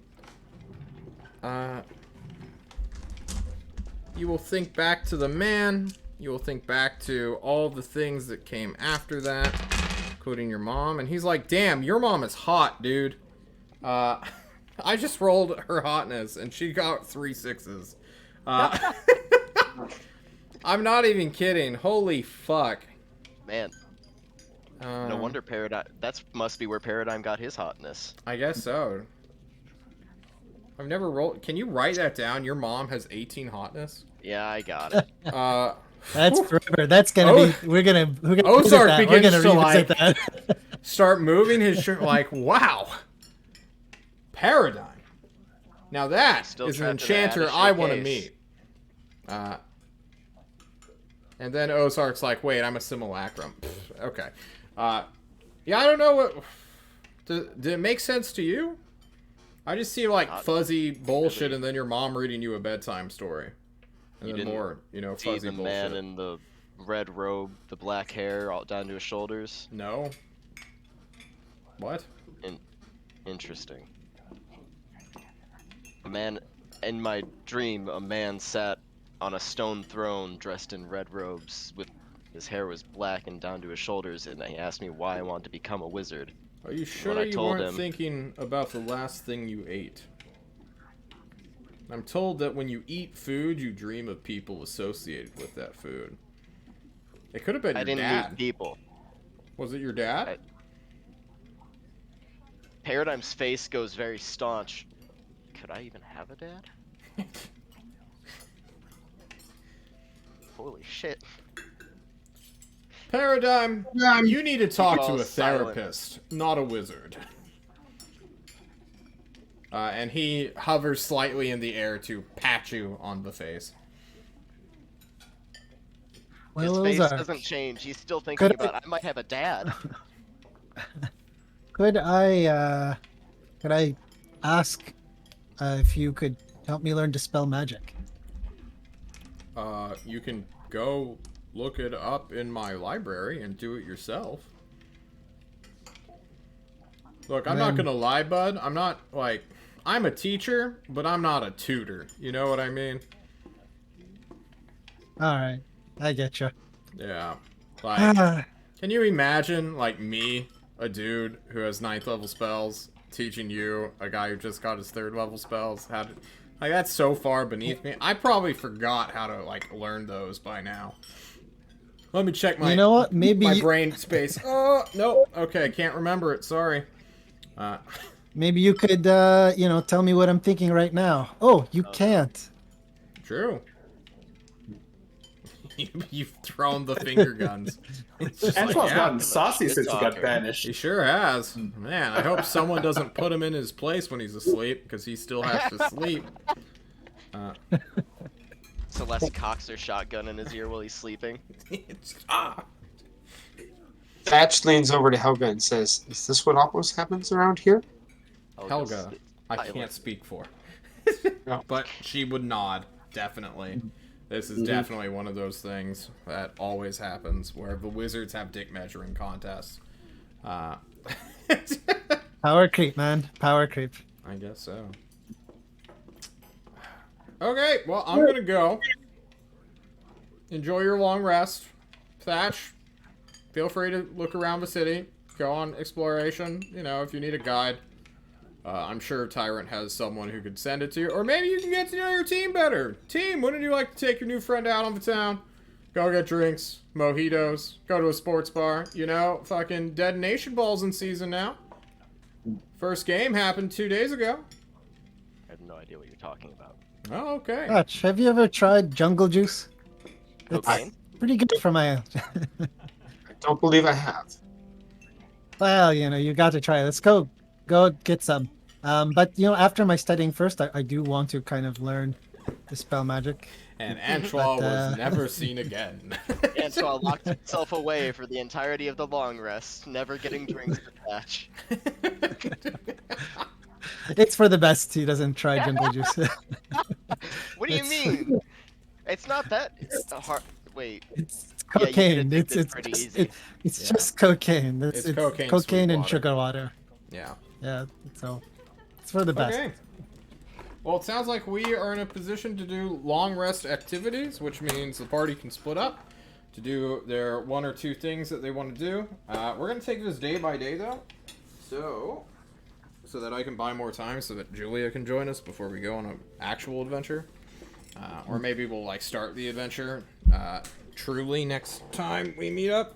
But I want to do, stuff in town. And if we run out of things to do, then we're just going to get on a boat and go to Thorazor. Sound good? Or Alcazan. Or Alcazan. I mean, we can Yeah, always go to Alcazan. we haven't for decided. free. I mean, if we need to kill I will- time, Alcazan sounds like the place to be. Fuck it, let's go to the raid. Thatch! Oh man, Thatch and his enemy's heartland. Yeah. When you start talking about going to Alcazan, Thatch will be like, make sure you don't tell them where I'm from. You wear So, colors. No. Right now you see that he actually has a uniform of Tolstone. Oh, okay. Nice. uh, You know what? We Which will say that I've been on raids to Alcazan many times. They wouldn't like me there. I will be very quiet and stealthy while in Alcazan as he creaks down the hallway and makes massively large amounts of noise. his bones just. You're wearing hinges. some sort of armor, right? I have a full suit of splint mail. Okay. Alonso's going to go up to you and go, well, my good man, there's an easy fix to make sure you're not recognized. And he's going to jump up and slam down your visor. You got 3 feet of hops? Yeah. Why not? he is up. He is ups. My God. All right. So we are going to take a very quick break as I go get more water, and then over the break, I want you guys to come up with things you want to do, things you want to research, like, a deer, for instance, or Yeah, no, that's the plan. spell learning. Alonzo, you have a date with the Tyrant. You need to speak with them. Yeah. And Thatch, if you have stuff you want to do while in Tulsa, now is a perfect opportunity to do those before the true adventure starts. So, guys, we will see you right here in a minute. See you in a bit.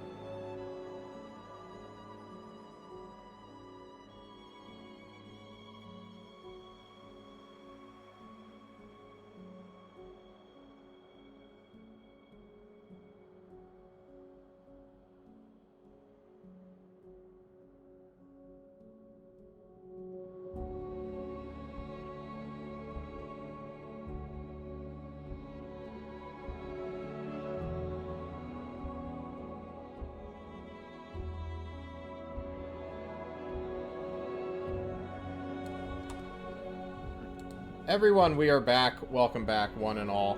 Fuck off, JC. Alright, we have downtime days. We have a total of 4, because today does not count. Oh, what happened to... What? Recording paused. Recording bye, paused. John. What the fuck? You are. Who's the DM now? You are streaming. You are streaming, but Yeah. you just no, it's all fine. No, that was my but camera. recording like, paused. Yeah, just recording. I put my notepad on my keyboard and it hit a button, and apparently that's a hotkey. Whatever I hit was for my software, my camera software. Okay, whatever. Logitech, fuck off. It's funny because we could see you move behind Yeah. the screen that said recording paused. Hey, I am a pro. Thank you, Temerbot. All right, so we will call out things we want to do, at least one each, or not at least, but if you have one thing you want to do, we're gonna round robin this.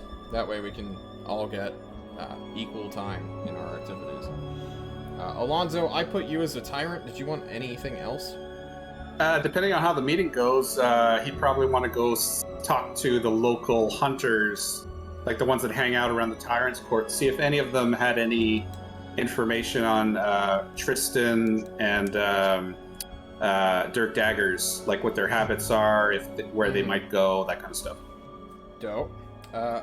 Next up, let's do, well, we're gonna go around the table, say things we want to do, so I'm just gonna go clockwise. So Thatch or Shadow, do you have anything you want to do? Yeah, Thatch is worried that he really insulted Paradigm by calling him a white-haired pony, and so therefore he's gonna try to maybe make a peace offering with his woodcarver's tools. New saddle. Try to maybe, no, not a new saddle. He's gonna try to carve a figurine of Paradigm. Nice Oh. carrot. Nice. How much time and money do you want to spend on this? Do you want to make this like a fucking statue that he can like put on a table, or is it going to be like a figure? No, I'm thinking it's gonna be something small. Okay. Well, that Small won't and even tiny take the rest of the long rest. So if you have anything else you want to do after whittling. Maybe just look around. Thematically, just look around Tolst Okay. as his new area, his new home base, as it may be. Even though he doesn't expect to spend that much time in here, at least in the current, as we already have a plan and a place to go. True. Antoine, you got anything for us you want to do? I Other than wanted spell to learning? learn. Yeah, I wanted to learn spell learning, but if I can't, if I have other things to do thematically, then it would be to kind of research on altars or religious significance of places in my island, because the altar that I visited, I've seen before, and I believe my dream might have spoke to me some truth. But these are kind of higher second thoughts, ideas. I don't believe things happen without a reason. If something happens, it's because some jerk is doing something, or because of the universe is hinting that some jerk will do something, stuff like this. My calendar fell apart. So sorry, John. Using too much. Uh, Write too many things down. Okay, so I'm so sorry. I didn't catch the last thing you just said, but I know that aside from spell learning, you want to look up stuff relating to altars, like Religion in my island, like maybe perhaps things that people have studied before. Okay. What is the sort of meaning behind like ancestor talking to you, speaking to you? Okay, so you're looking or for like communications between that gap between living and dead and stuff like this, and okay. just in general. Yes, we can do this. I wrote that. Okay, so and then finally Paradigm. I know you want to do deer stuff. Yeah, I pretty much just want to like ask Tyrant and Ozark what they might know about this deer. And aside from that, the dream, but like I feel like that's more of a deep dive I'd have to go on, since even Ozark had no fucking idea what I was babbling about. Yeah. Okay, we're going to start with Thatch because his will probably be the easiest to do.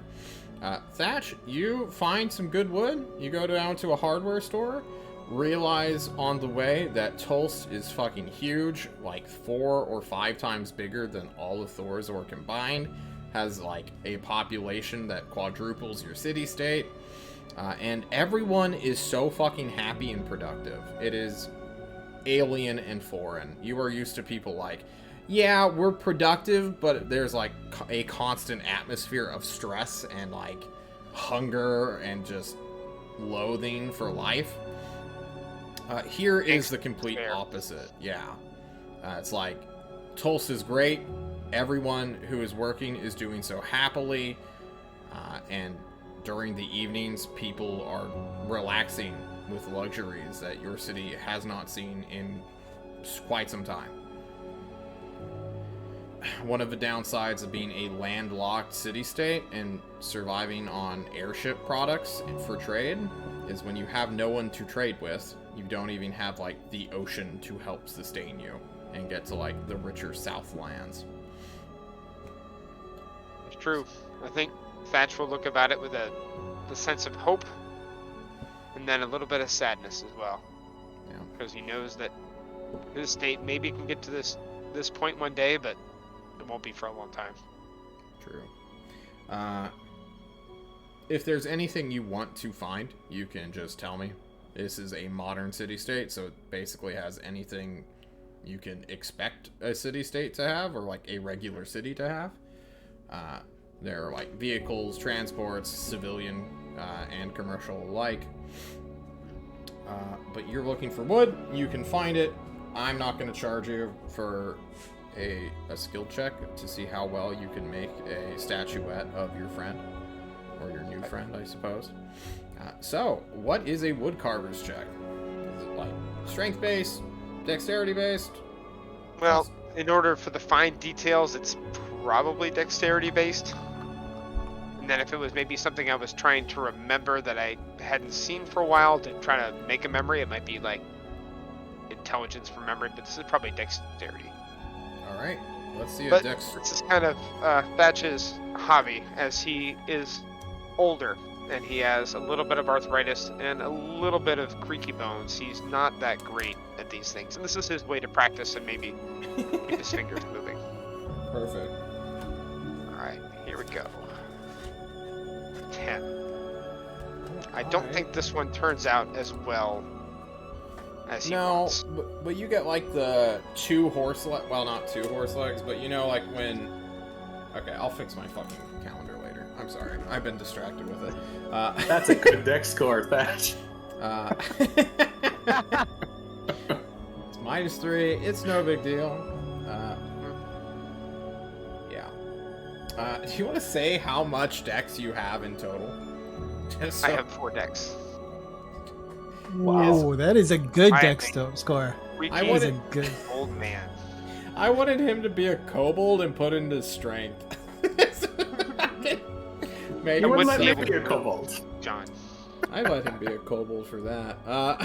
Just, as a guy with bone marrow deficiency. You are able to get the roughest of the rough of a horse figurine done. There's no detail done to it yet. But, you know, one day you will have a full-on paradigm figurine. Hand-carved. Wonderful. I think I'll pick up a few extra pieces of wood, and this may be something that Thatch works on over time. He's not going to present it to Paradigm until it looks right, though. Okay. Next up is... We can just keep going clockwise and save you for last, JC. Next up is your day of altar research, Anchois. I know you want to do spell learning, but you only have 4 days left.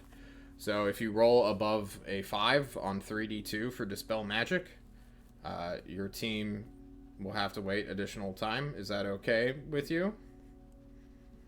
It's okay with me, but I don't know my team is. It's okay. Like, How long is Julia going to be going again? 2 weeks. 2 Oh, sessions. she's not here next week either? No, I don't think so. Unless I misheard her. which If I she's could've gonna be done. gone for 2 weeks, I don't give a good. Okay.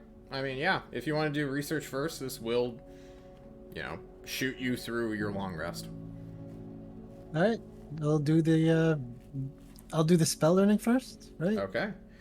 Roll me a 1d100 and tell me your intelligence. It's 20 now, right? Or is it 18? No, it's 18. 18. Okay, cool. Don't roll above like a 90. You should be fine. Oh, we'll see. All right, you're good. And the days. I have to roll the days. Yep. 3d2.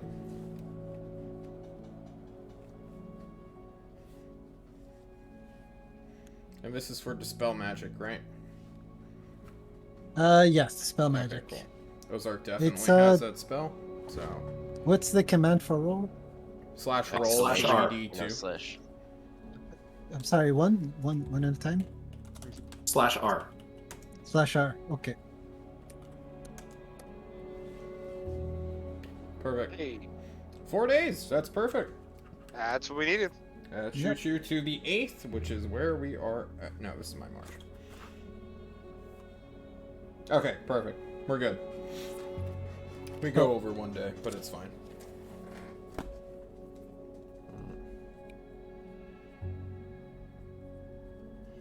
I ask Ozark if I could, like, take an item of his that has possibly a glyph of warding on it, and I try to dispel this magic as much as possible. Do you want to, And- like, pass immediately, or do you want to, like... Oh, you we wanna can be just. I challenged thought here? I thought we were working it out, but it could be just immediately then. I could just win then. Okay. Alright. He puts a first level spell on something. He's like, disenchant this. And then I try it, and I'm like, is it detect magic? Do I detect it? I detect it, Wait, and then if you- we keep going for a few days until the 4th day. I'm trying to work this out.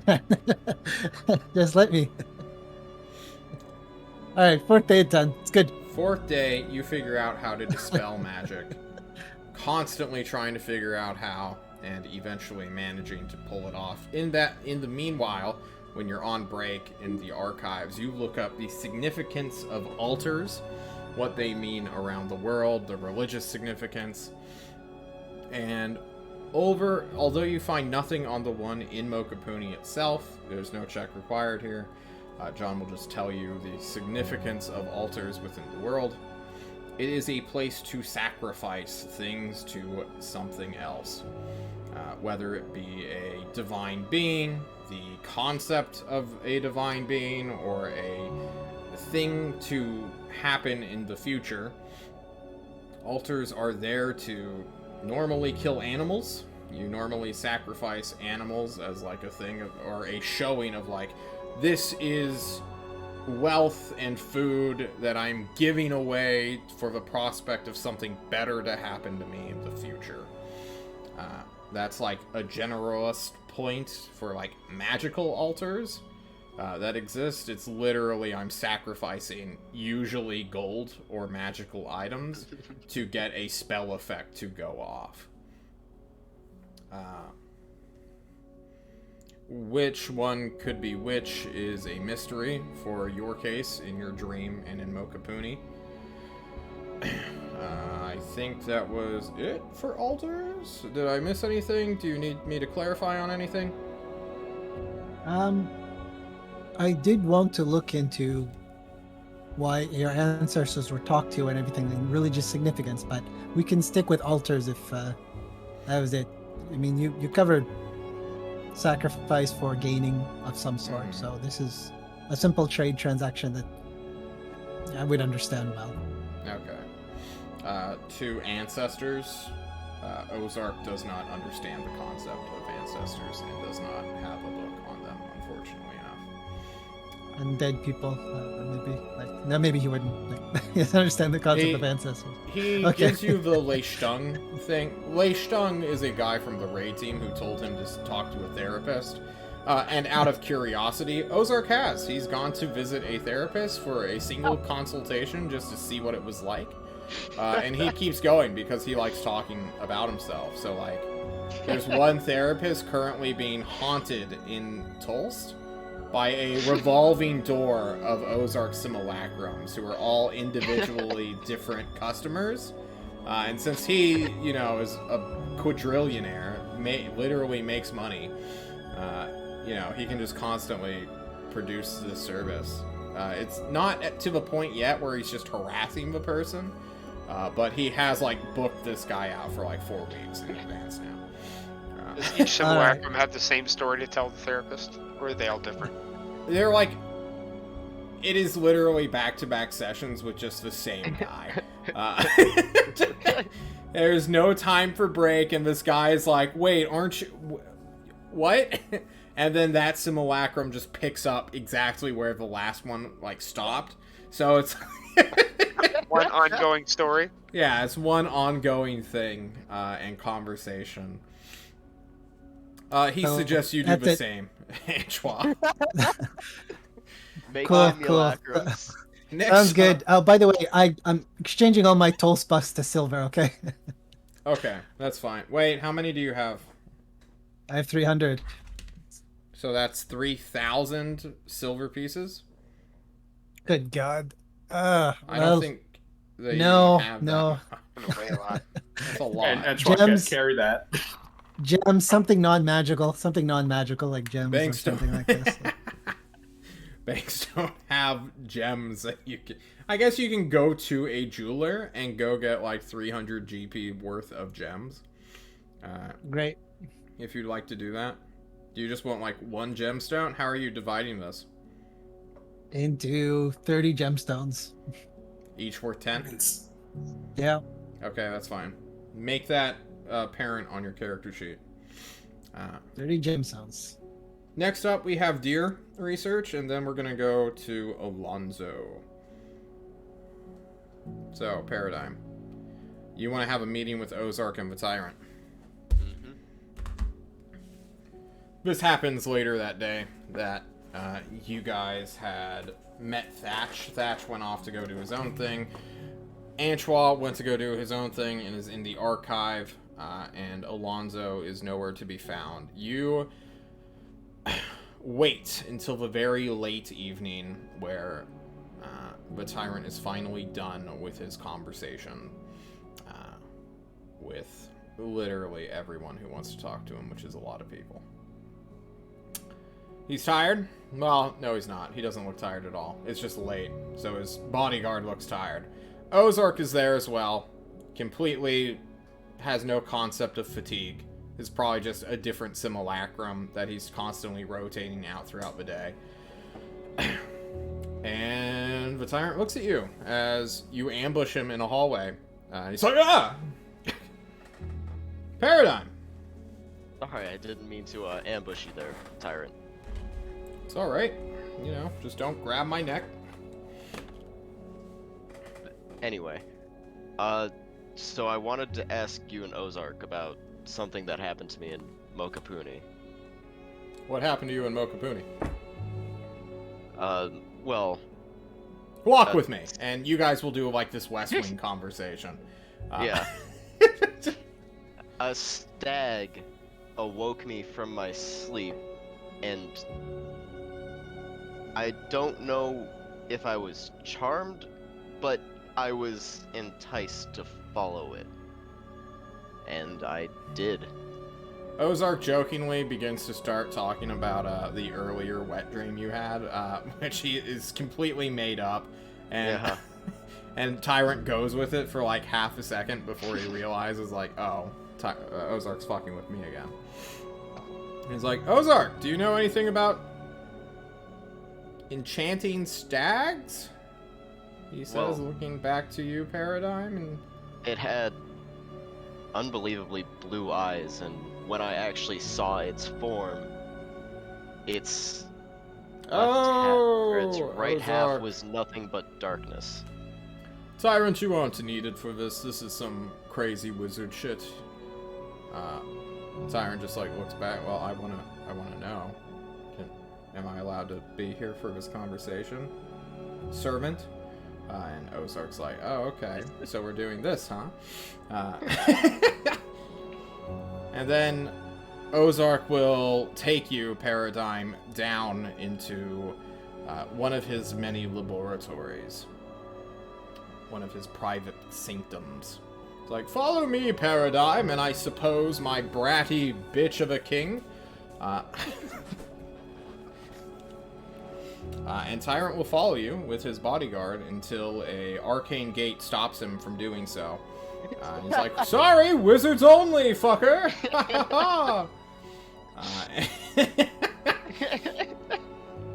And Ozark will take you alone, Paradigm, into his sanctum and begin to explain to you some things. He will show off a great tapestry on the wall. It's like, you have seen this tapestry before, correct? It is a copy, a mural of the great hunter conflict of ye olden days. And he points to, like, figures fighting against obsidian-like red-eyed beasts that breathe fire and spit venom and fucking claw the shit out of people. Back in ye olden days, like 5 to 10,000 years ago, these spirit beasts showed up and fucked our day. Well, not my day, I'm fine. But people's day. And the hunters came and they saved the cities and, you know, blah blah blah, creation myth. Before that, way before that shit happened, it wasn't always like this. There used to be some really cool things and really terrible things in the world. One of them, well, I suppose this is a wizard concept that you should get a head start in learning. Normally it doesn't come until you're at like the 5th circle of spells, because then you have to start making deals with beings of pure magic. So I'm kind of spoilering you for what's going to happen in the far future. But there are beings made out of pure magic. I, for instance, am one of them. I'm a lich. Surprise, surprise. I am a mortal who, well, I used to be a mortal, or maybe I don't even remember my own past, to be honest with you. Either way, I'm a bundle of arcane and ethereal energies within my bod, my hot old man bod. Paradigm, there are other animals. They also went through a similar process. They are usually character defining with like one metaphysical trait. Like, I'm the Lich of Wizardry. I'm literally like the pinnacle of being a wizard. Paradigm. They too have a similar thing. They are pinnacles of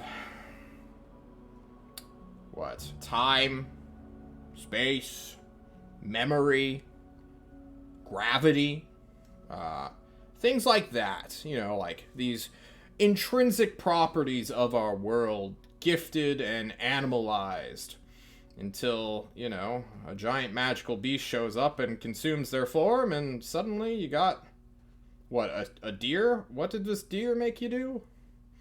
It just had me follow it into the forest of Mokapuni, and once we reached into the forest, all of a sudden it went from palm trees to pine trees, and the moon was in a completely separate part of the sky, but no time it actually passed it didn't feel.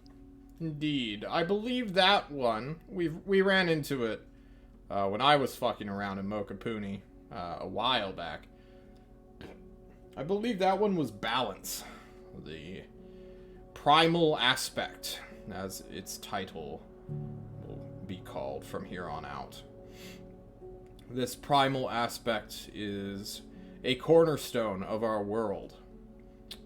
It's immortal like I am, but unlike me, its intelligence and form of communication is far more primal. Surprise, surprise. I mean, it's a fucking animal, right? It communicated with emotion. Yeah, most things that lack intelligence kind of have to resort to that. How many heads did it have this time? Was it 1, 2, 3? Just the one split down the middle. Ah. White stag, half of it was just darkness. It wasn't a moose, right? Nope. Moose That was stag? definitely a stag. Just regular stag? Yep. Okay. They're shapeshifters. They're not always the same beat. So, you know, like, sometimes you'll meet the lion with a capital L, but it'll actually be, like, a tiger or, like, a jaguar or a big, you know, hunter cat. Other times, you know, you'll find the fucking octopi somewhere down in the ocean, and it'll be a kraken or a sea serpent or, you know, something equally terrifying. A whale once. Oof. Never trust a whale.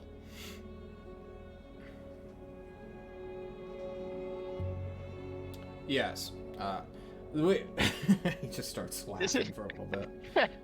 This is all, like, really high concept stuff that you probably weren't expecting, and I'm not willing to, like, go full teacher mode and explain to you, like, what a lesser and greater abstraction is, nor am I truly wanting to explain to you how arcane sinkholes form or how a ley line works. This is stuff you kind of naturally accumulate once it becomes relevant to a wizard's life circle, or style, or cycle. But you basically just got, like, a glimpse of what may happen to you in the future. It's weird for the deer or any to, like, target someone of your skill level, though. Or at least your capability of absorbing magic thus far. He probably was like... When you went into the woods, did you, like, go and kill something? It's usually how this goes. Yeah. It had me go to a cave and kill, Yeah. I think, homunculi? Yeah. They looked like clay, and then when I killed them, they smelled like rotting flesh. I'm sure that makes sense to someone, but it's not to me. It's probably weird deer shit. Normally they have, like, their scions or their godlings to do this, like, beings that are infused with their power, but if they can't, you know, rely on them, or if they don't have one, then, you know, I suppose they'll just grab the nearest person who is, like, able to fulfill the role that they need to be done. Oh. Yeah. So, me killing those things for it, does that indenture me to it in some way? Did you make a pact of servitude? No, it just Does it haunt granted your me dreams? I don't think so.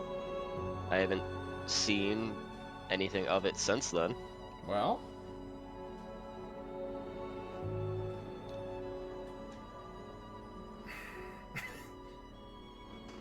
Ozark thinks for a moment.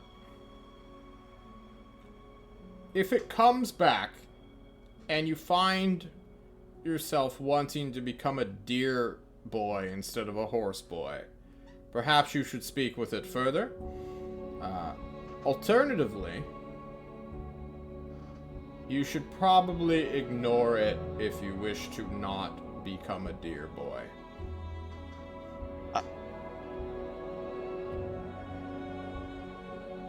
Okay. Hopefully Don't it rightfully doesn't show understand up what you again mean by until that. you have, like, fifth circle spells. And then, you know, by then you'll have polymorph and you can fly the fuck away from it.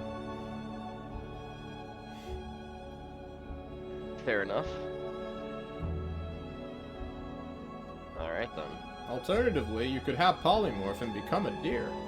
And then you could befriend it. I mean, it just kind of communicated empathy to me, and then we walked off together. Sounds like you had a very romantic moment. I don't know what do you mean by befriended? I don't know, man. Fuck. Okay. I don't make deals. Look, if you befriended me, I would be having you do stuff until you die. Technically, that's Okay. what you're doing now, right? So maybe, you know, if you decide that I'm not cool enough for you as a guy who can talk to you, and you want to You be, own like, me. friends with an emotional fucking deer, go for it. I don't need you, Paradigm, he Wait, says. what? Hold on. You own me. He casts sleep on you at 9th level. You instantly fail, and he leaves, crying. I like that I'm just left in one of his laboratories. Yeah.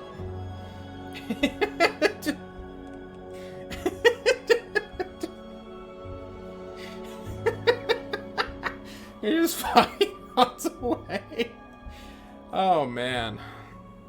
You wake up a minute later in a daze. I see you're talking about your mom again. No. Paradigm has 18 hotness. No, you Also. had 14 hotness, right? No, I had 18. Oh, shit. You had 18, too? Yeah. That's Oh why my- I said that must be where he gets it from. Damn. Paradigm. It's a is not- beautiful horse. He's a When beautiful you said horse I rolled boy. a godchild, I rolled a godchild. Yeah, you did roll a godchild, didn't you? Oh, well. John has selected memory, apparently. John, remind me, which city is all the beautiful people? Is that Alcazar? Alcazan. Alcazan's so beautiful, man. Another reason to be jealous of them, Thatch. Another reason for Thatch to maybe be suspicious of Paradigm. It's just Uh-huh. too pretty. Oh no, I'm a construct made by wizards in a place Yeah. where magic is crazy. He's artificially pretty, which makes him naturally pretty as well. How did Rodrigo keep his hands off of Paradigm? There was He too was much of busy him, with obviously. Princess Yanni. Maybe. Oh yeah, Princess Yanni. Last up is Alonzo. Alonzo, my boy. You were called late at night while you were sleeping by the tyrant who looks a bit disheveled and angry that he got blown off by Ozark because he wanted to learn about the world too. But, you know, Ozark's a dick. And he's complaining to his bodyguard who's just not engaging with him at all.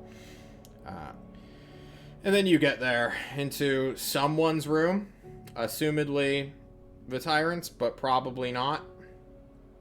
He probably has lots of rooms. Yeah, he doesn't sleep ever. He just goes apparently into a cardiac arrest instead. For days. So the tyrant says, like, Alonzo, thank you for joining me in Norm Thulon's room. If you don't know who that is, let's keep it that way. Yes, of course, my liege. What can I do for you? I wanted to talk to you about your time with the political team, I suppose. It's been challenging. Yeah. They went on... Challenging. Well, you went on one adventure with them and became an international criminal within, like, 3 days. So... Yeah. I'm sure Just my like- father must be proud as soon as he hears of this. Yeah. Well, you know, your family was kidnapped. I don't know if you realize that or not. They were let go, of course. We got the Explorers League to chill the fuck out. But for like 4 days or so, they were just like held in captivity. Well, this will Yeah. make the next holiday trip home quite interesting. It But will. thank you for taking care of that.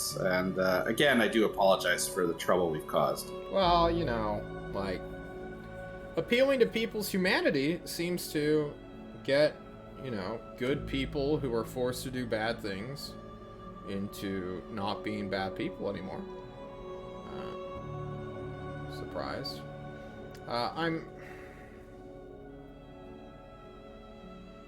Alonso, you're actually a going to- good guy, right? I feel that from you. You want to do the right thing a lot of the time. Of course. Doesn't everybody? No.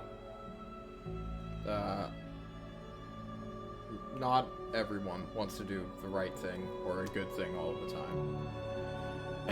Your friends, the wizard brothers, no, the wizard friends, I suppose. One is either made some terrible life decisions due to his cocaine addiction that he has recently developed, and the other one is borderline manic and mad.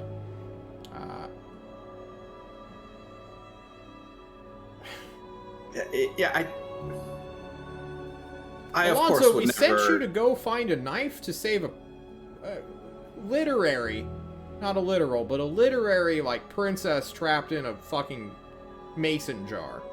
Okay? And you guys went to go talk to, like, a group of independent and neutral people, and then you just fucking stole their shit, dude. Do you think To be that fair, your friends we are did being like speak to them before. yeah, which it makes things worse, actually. Because, like, you gained their trust a little bit, and then you betrayed them. I was rather shocked when Tristan... Wait, was it Tristan? Yeah. When Tristan conked the man Doug over the head. Well, you know, Tristan's an asshole. I shouldn't have trusted him with any task at all.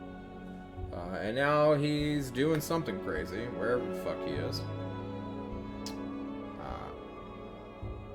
We'll find him. It's fine. It's fine. Anyway. I did have a question. Just Meza came to us and seemed to be steering us towards going to Thorazor. Yes. Are we abandoning our previous quest? We're running out of time, Alonso. We can search high and low for a fantasy weapon that may or may not exist. But at one point, you know, we have to stop. And then you guys fucking got assassins called after you. There are bounties on your heads in many cities now. At least in the south, not in the north. Not in Alcazar and Tolst, anyway. I don't know about Thorazor, but... I mean, you guys fucked up massively. You had a small window to go do something and, like, help her, and you closed that window on yourselves. It sucks, but we can't dedicate an entire team to go fulfill a quest to go look for a knife that no one has a clue about. It's a wild goose chase.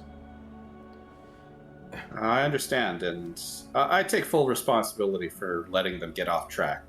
I should have done better. Well, Alonso, there may be a way for you to, I won't say repent, since it was a group activity that everyone participated in, whether their personal feelings told them otherwise or not. But there is a way for you to make amends, as it were, to this team. Of course, anything. Rather than having a large group that is noticeable, that has a fucking horse with them all the fucking time, go out throughout the world researching things en masse and tripping over themselves or getting caught up in other adventures, it is possible that we just send 1 or 2 individual researchers out as a form of goodwill to the independent, also international organization who hates us now, as a hostage / researcher, so that if we fuck up or cross them again, they can punish us by, well, you know what the League of Explorers do to thieves. I did hear that, yes. It's rather harsh.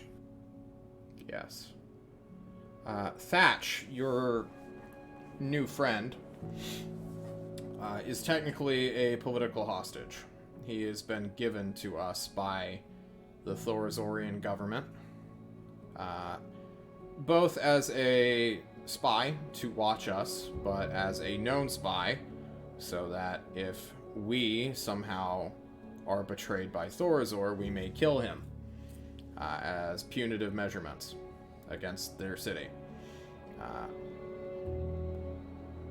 These hostage situations normally are temporary, as just like a form of trust, you know, so that trust can continue to bloom, and that if somebody fucks with each other, you know, we always will have a way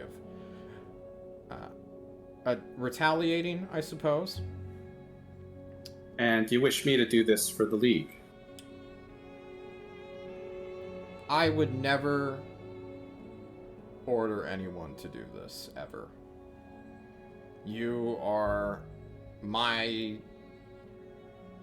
We're not friends, but maybe we could be.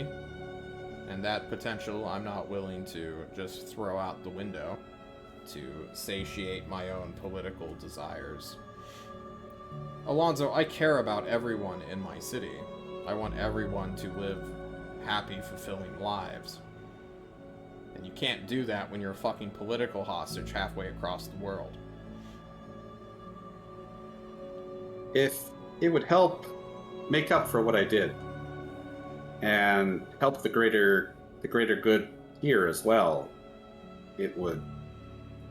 I would see it as a privilege to do this. Let's see. Well, maybe there was something that you missed there as well. Shade has a way of contacting you anytime you wish it. All you have to do is really think about him and he can show up. If you go there as a political hostage, I assume they won't just throw you in a cell and just tell you to rot, because that would be shit, and then we can just do a rescue operation, and, you know, they're being in bad faith. Or they kill you instantly and suddenly everything's no longer your problem, but you will be avenged. That's fair. Maybe I you don't can know what ask other to use I read could be for that. a book. I can tell the weather. Sure. I am suggesting that you go back and do heavy amounts of reading. Try to figure out more about this knife, or of any other magical items that the League knows that but cannot get, so that we may go out and get them, like a small inside man, as it were. Because the League, they won't give us information for free anymore. But maybe if you play it up, ham it up that you're so bored that you want to become an acolyte of, you know, knowledge, you can begin leaking information to us. I'm not terribly good at deception, but You won't really have to if- deceive. I mean, No, unless if- you really hate books. my tutors would say such a thing, but I'll make an effort. Find something that interests you. If you are agreeable to this, I will be in talks with the League of Explorers within our city. Your gift of voluntarily giving back what you stole has gotten a foot in the door, for us at least. We were about to send a very strong-worded letter, which would have taken us time, so you doing this on your own, it's moved things along a little bit, so give us Well, a I'm happy couple to hear it, and anything more I can do to help this along. The more I think about it, this sounds like exactly the place I would like to go. Okay. Alonzo, have a good night. I'm not gonna sleep, but this seems like a proper ending to the conversation. When would I be leaving? We still need to talk with them to see if they're willing to have a peaceful conversation. It seems they are. They seem incredibly reasonable, but the fact that Tristan's missing with something they still won't tell us is worrisome, and they may hold that over our heads for who knows, until we find him, I guess.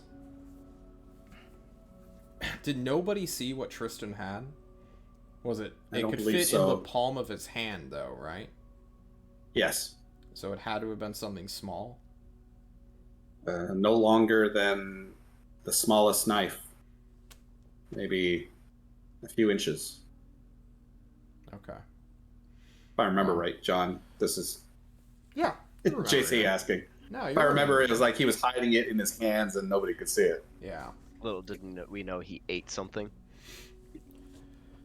Could be an amulet, could be a ring, could be a device, maybe a gemstone. Either way, if it's something that can fit in his hands.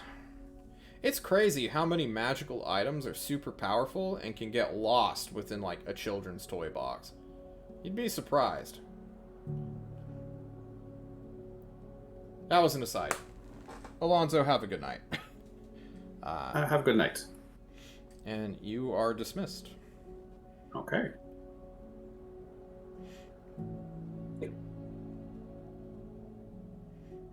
Alonzo's going to go back to his room, and he's actually going to sleep pretty well. You will. So that was the first day for Alonzo. And here's where we sequence break. Our boy Temer spell learning. Because as this night comes to an end, and you all are getting ready to lay down and go to bed and head off to the beautiful slumberland and lucid dreams that will haunt you for the rest of your days, Coraline also has a dream.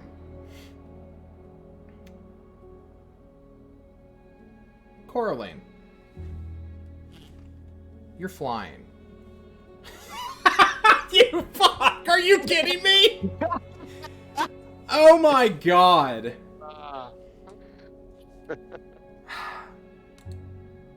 I hate it. I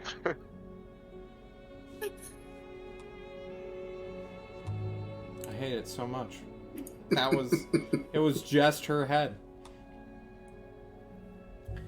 Coraline, you are flying through an endless sky until you reach a garden made out of clouds. They are white, gentle, puffy, and as you land your feet upon them, they become as hard as marble.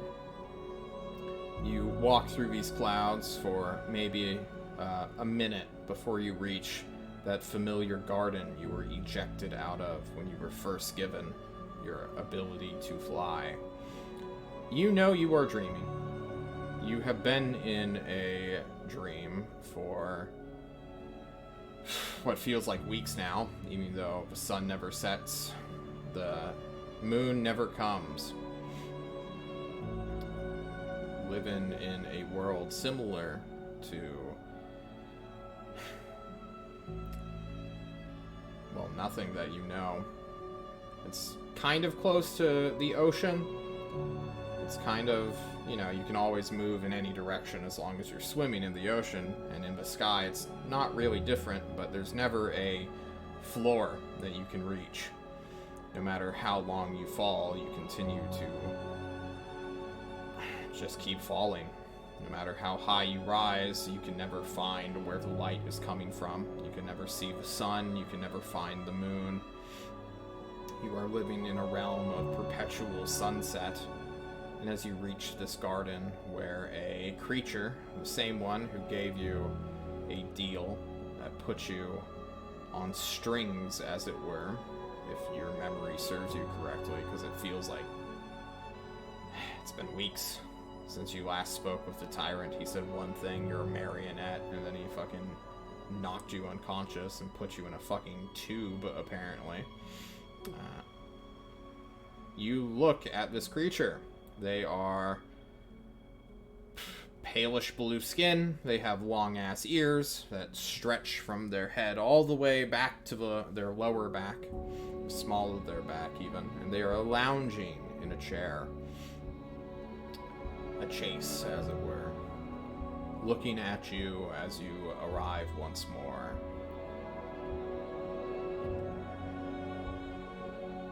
And this is the first time I've seen them since that first dream. Yes. Coraline's going to kind of instinctively reach to where she usually keeps her knives. I assume they're not there.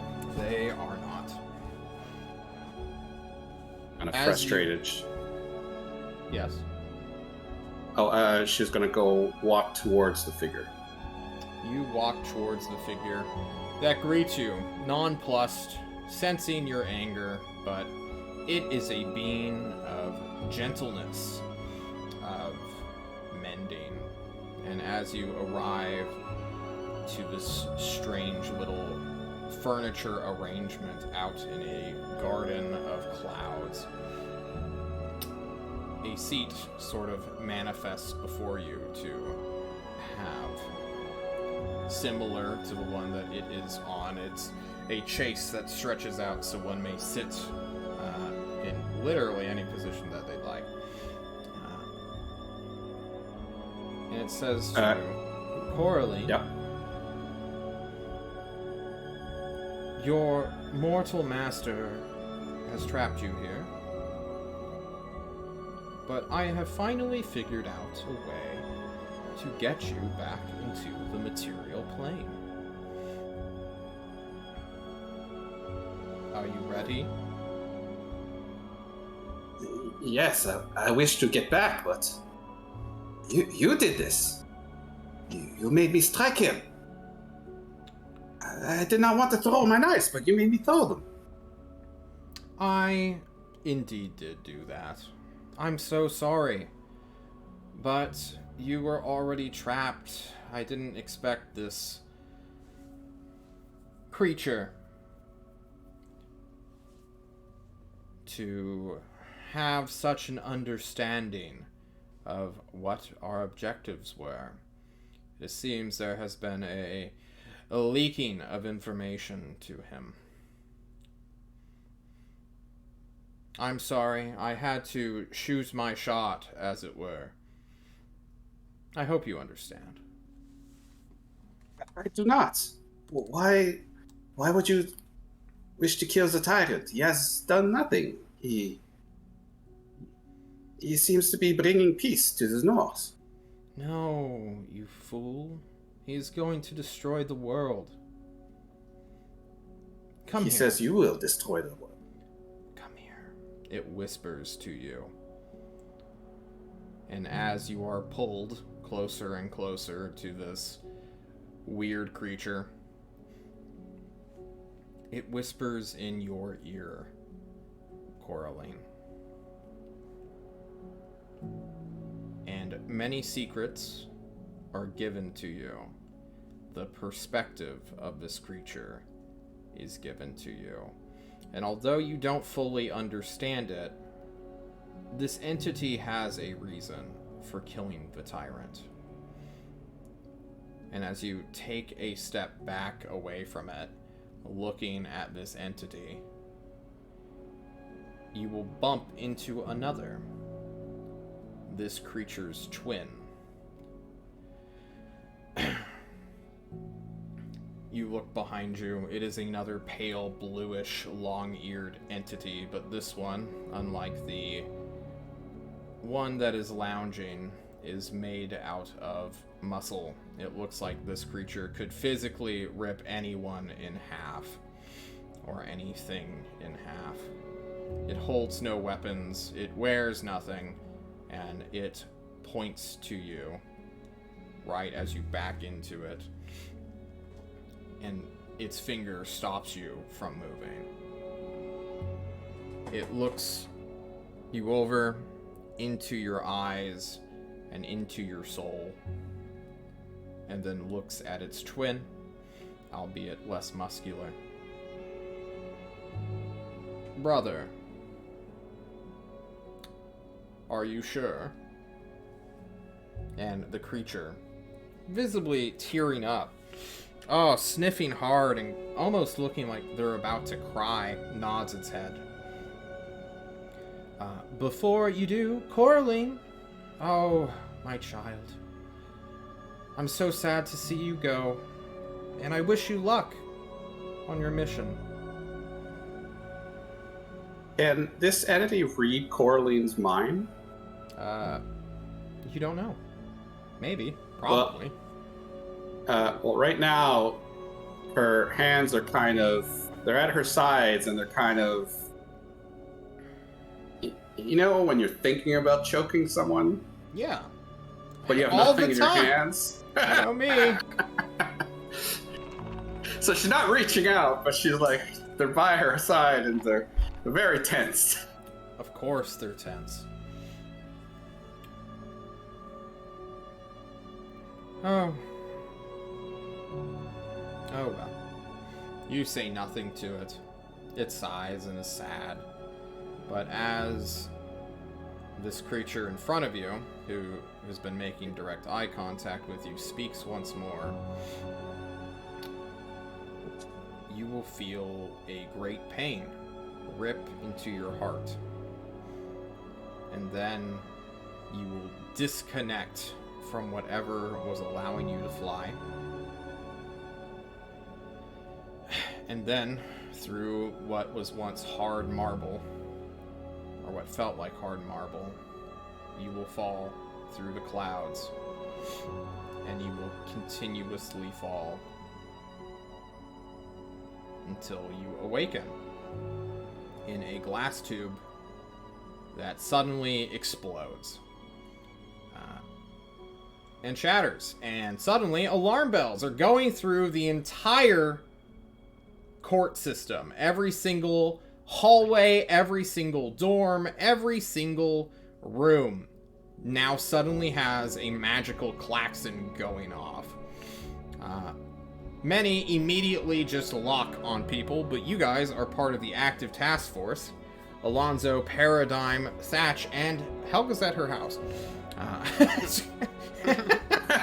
She lives at home with her parents. That's what she said, instead of living at the court. She's gonna miss Coraline coming back. Fuck! Now he can't even do like a retroactive thing. Either way, alarm bells ring out, and Coraline, ooh, you find yourself, as John actually cries from just talking about crying, it seems. Ugh. You find many weapons quickly pointed at your face, as you are back in the material world, inside the Tyrant's Court with an alarm bell screaming in your head. What do you do, Coraline? Then we'll go down the rest of the party. You said she was told a lot of secrets, so does she understand what happened? Like, does she understand that she's back where she was? I mean, she must recognize the place and the tube that exploded. Yeah. But does she understand what that wrenching was? No, you do not. That was a very alien feeling. Well, looking around, recognizing that she's back in Tulsa, and these are hunters or guards that she's seen before, at least their uniforms? You do not recognize these figures. But you get the quick, intuitive feeling that if you do any actions, you will probably die. Or be stabbed to death. She's going to slowly put her hands out and go, is a tyrant here? You make Elga? words through your lips, try to speak out. Feel air move from your lungs to your mouth, as well as weird liquid fluid that has been keeping you like formali, basically, of just preserving you. And no sound comes out.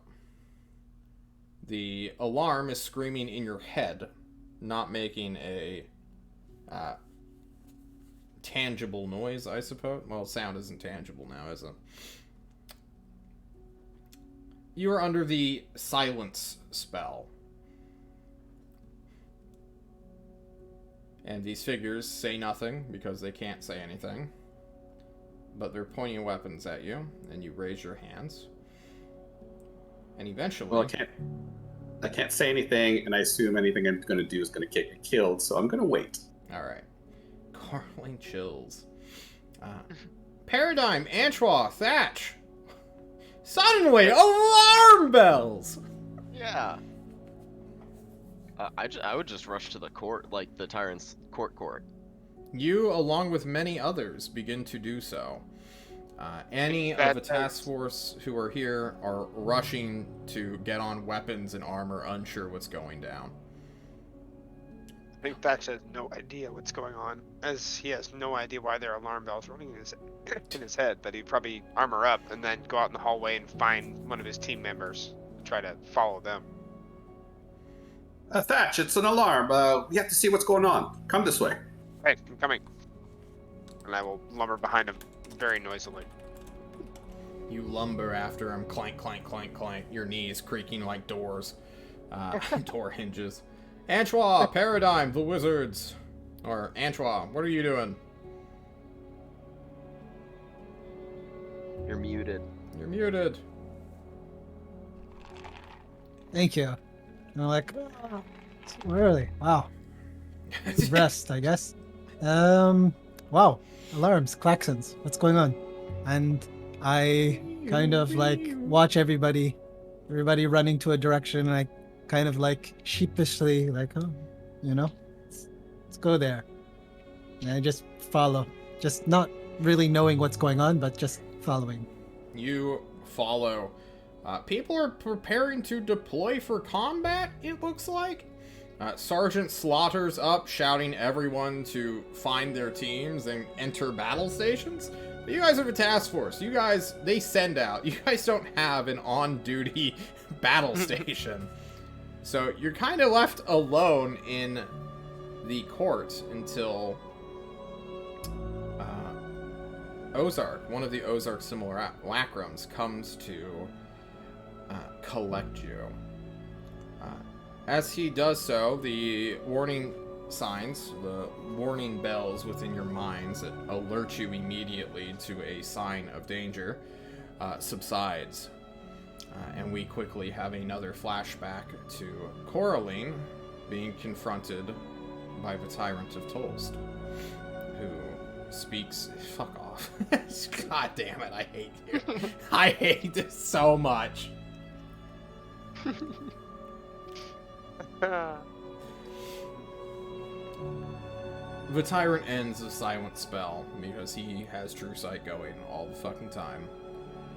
And he tells these strange creatures who are cloaked in black magic to stow away their weapons which threaten your life.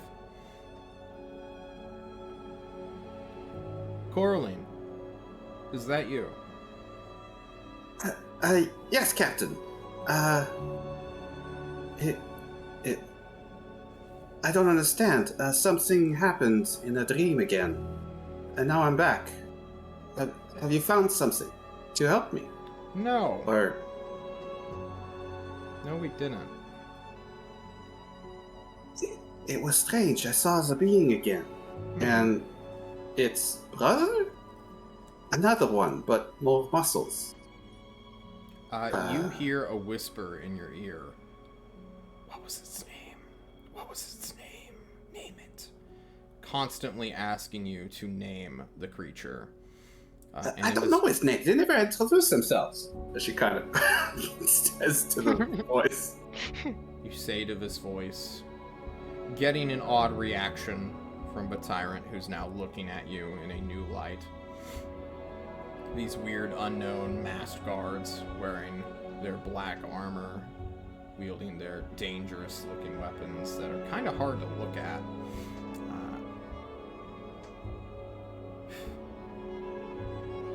Are dismissed. And the Tyrant says, Coraline, your strings are gone.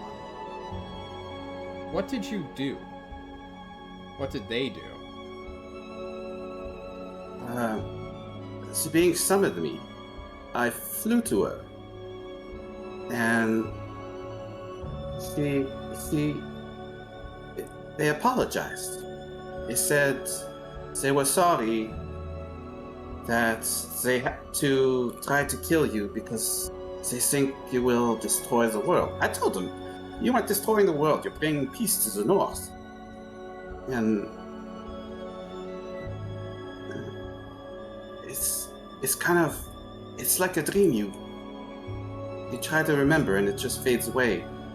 But then a second one, the muscular one, it came to ask the other one if they were sure. And then I felt a pain in my heart, like I was being torn in two. And then I fell, and I'm here. I don't understand. Will you follow me? Of course. You, Coraline, can leave the room with the tyrant. The guards will remain here, and you will walk through a pitch-black stairwell, which you are an elf, so you should have dark vision. Yeah. Which you can somewhat see through. Unlike the court above, this is not where they normally allow people to just walk in and out of.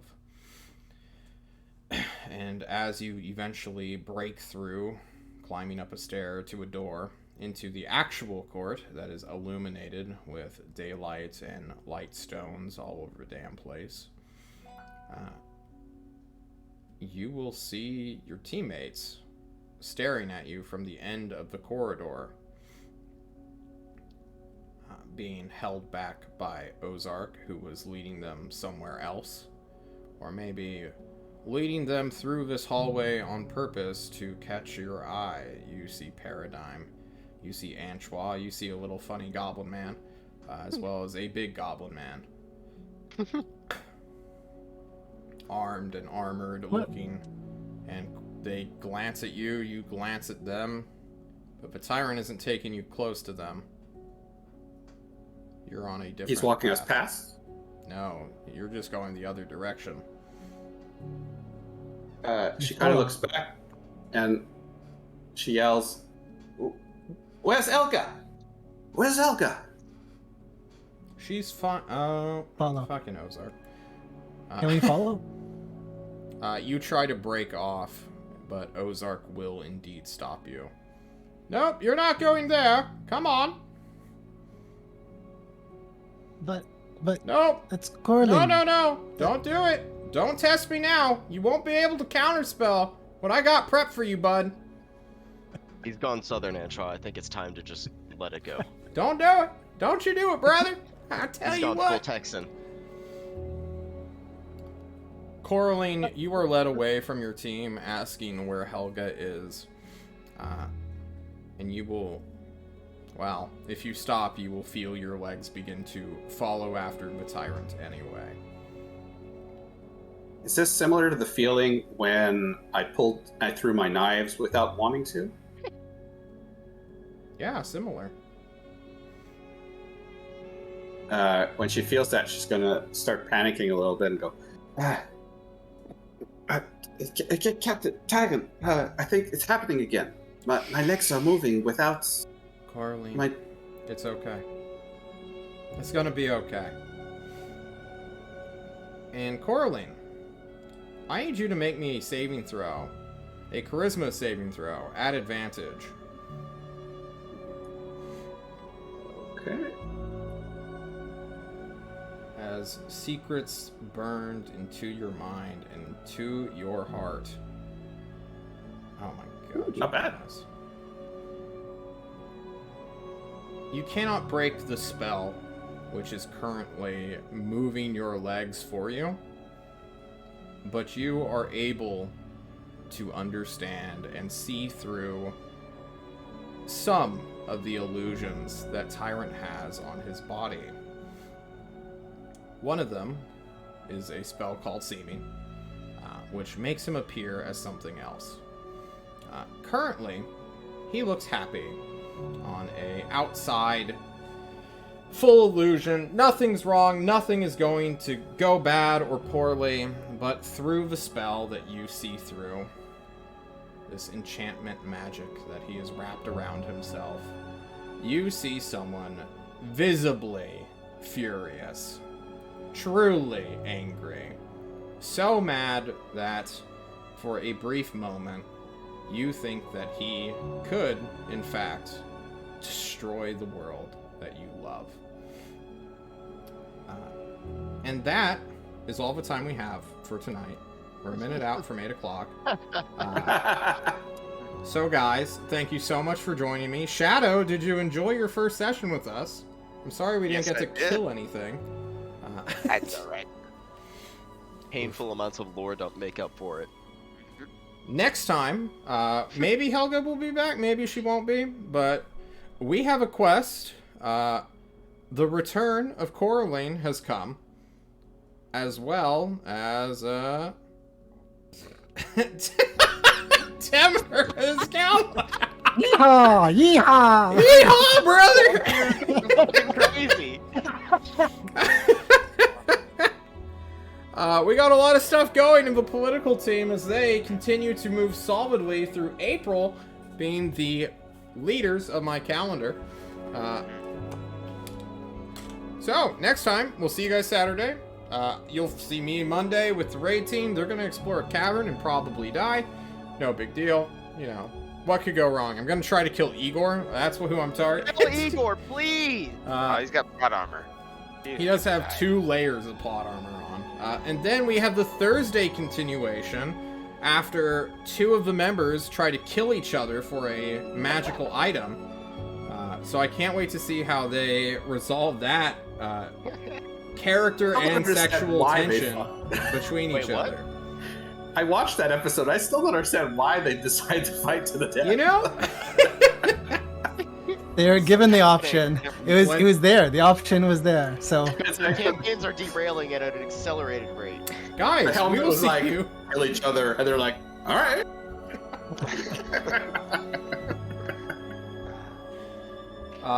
Things happen, guys. That's all I'm going to say. We will see you guys next time. Shadow, are you going to be on next week with Greg? Or is that... I am on. It's the week after, I think. Okay. I'm on the 6th of August, so not next Okay. week, but the week after. we're together. No, I know Yep, you me and guys are Temmer. together. I can't wait to see both Shadow and Temmer on Greg, but that'll be an announcement for next week. Yep. Alden, where can we find your military outposts where you work? Ha, just kidding. I'm not going to get the... Virginia, that's all I'll give you. All right, cool. JC, where can we find you on social Instagrams and blog Literally posts? nowhere. Fuck. I am off the social media Well, grid. if you guys need a nameplate like the ones you see, just privately message him, Pyrozine, on Discord. He'll just make it for you. John outing your one social media output out. Hell yeah. Guys, see you next time. Big love. And, you know, don't die. Seriously, don't do it. And don't hug your dream.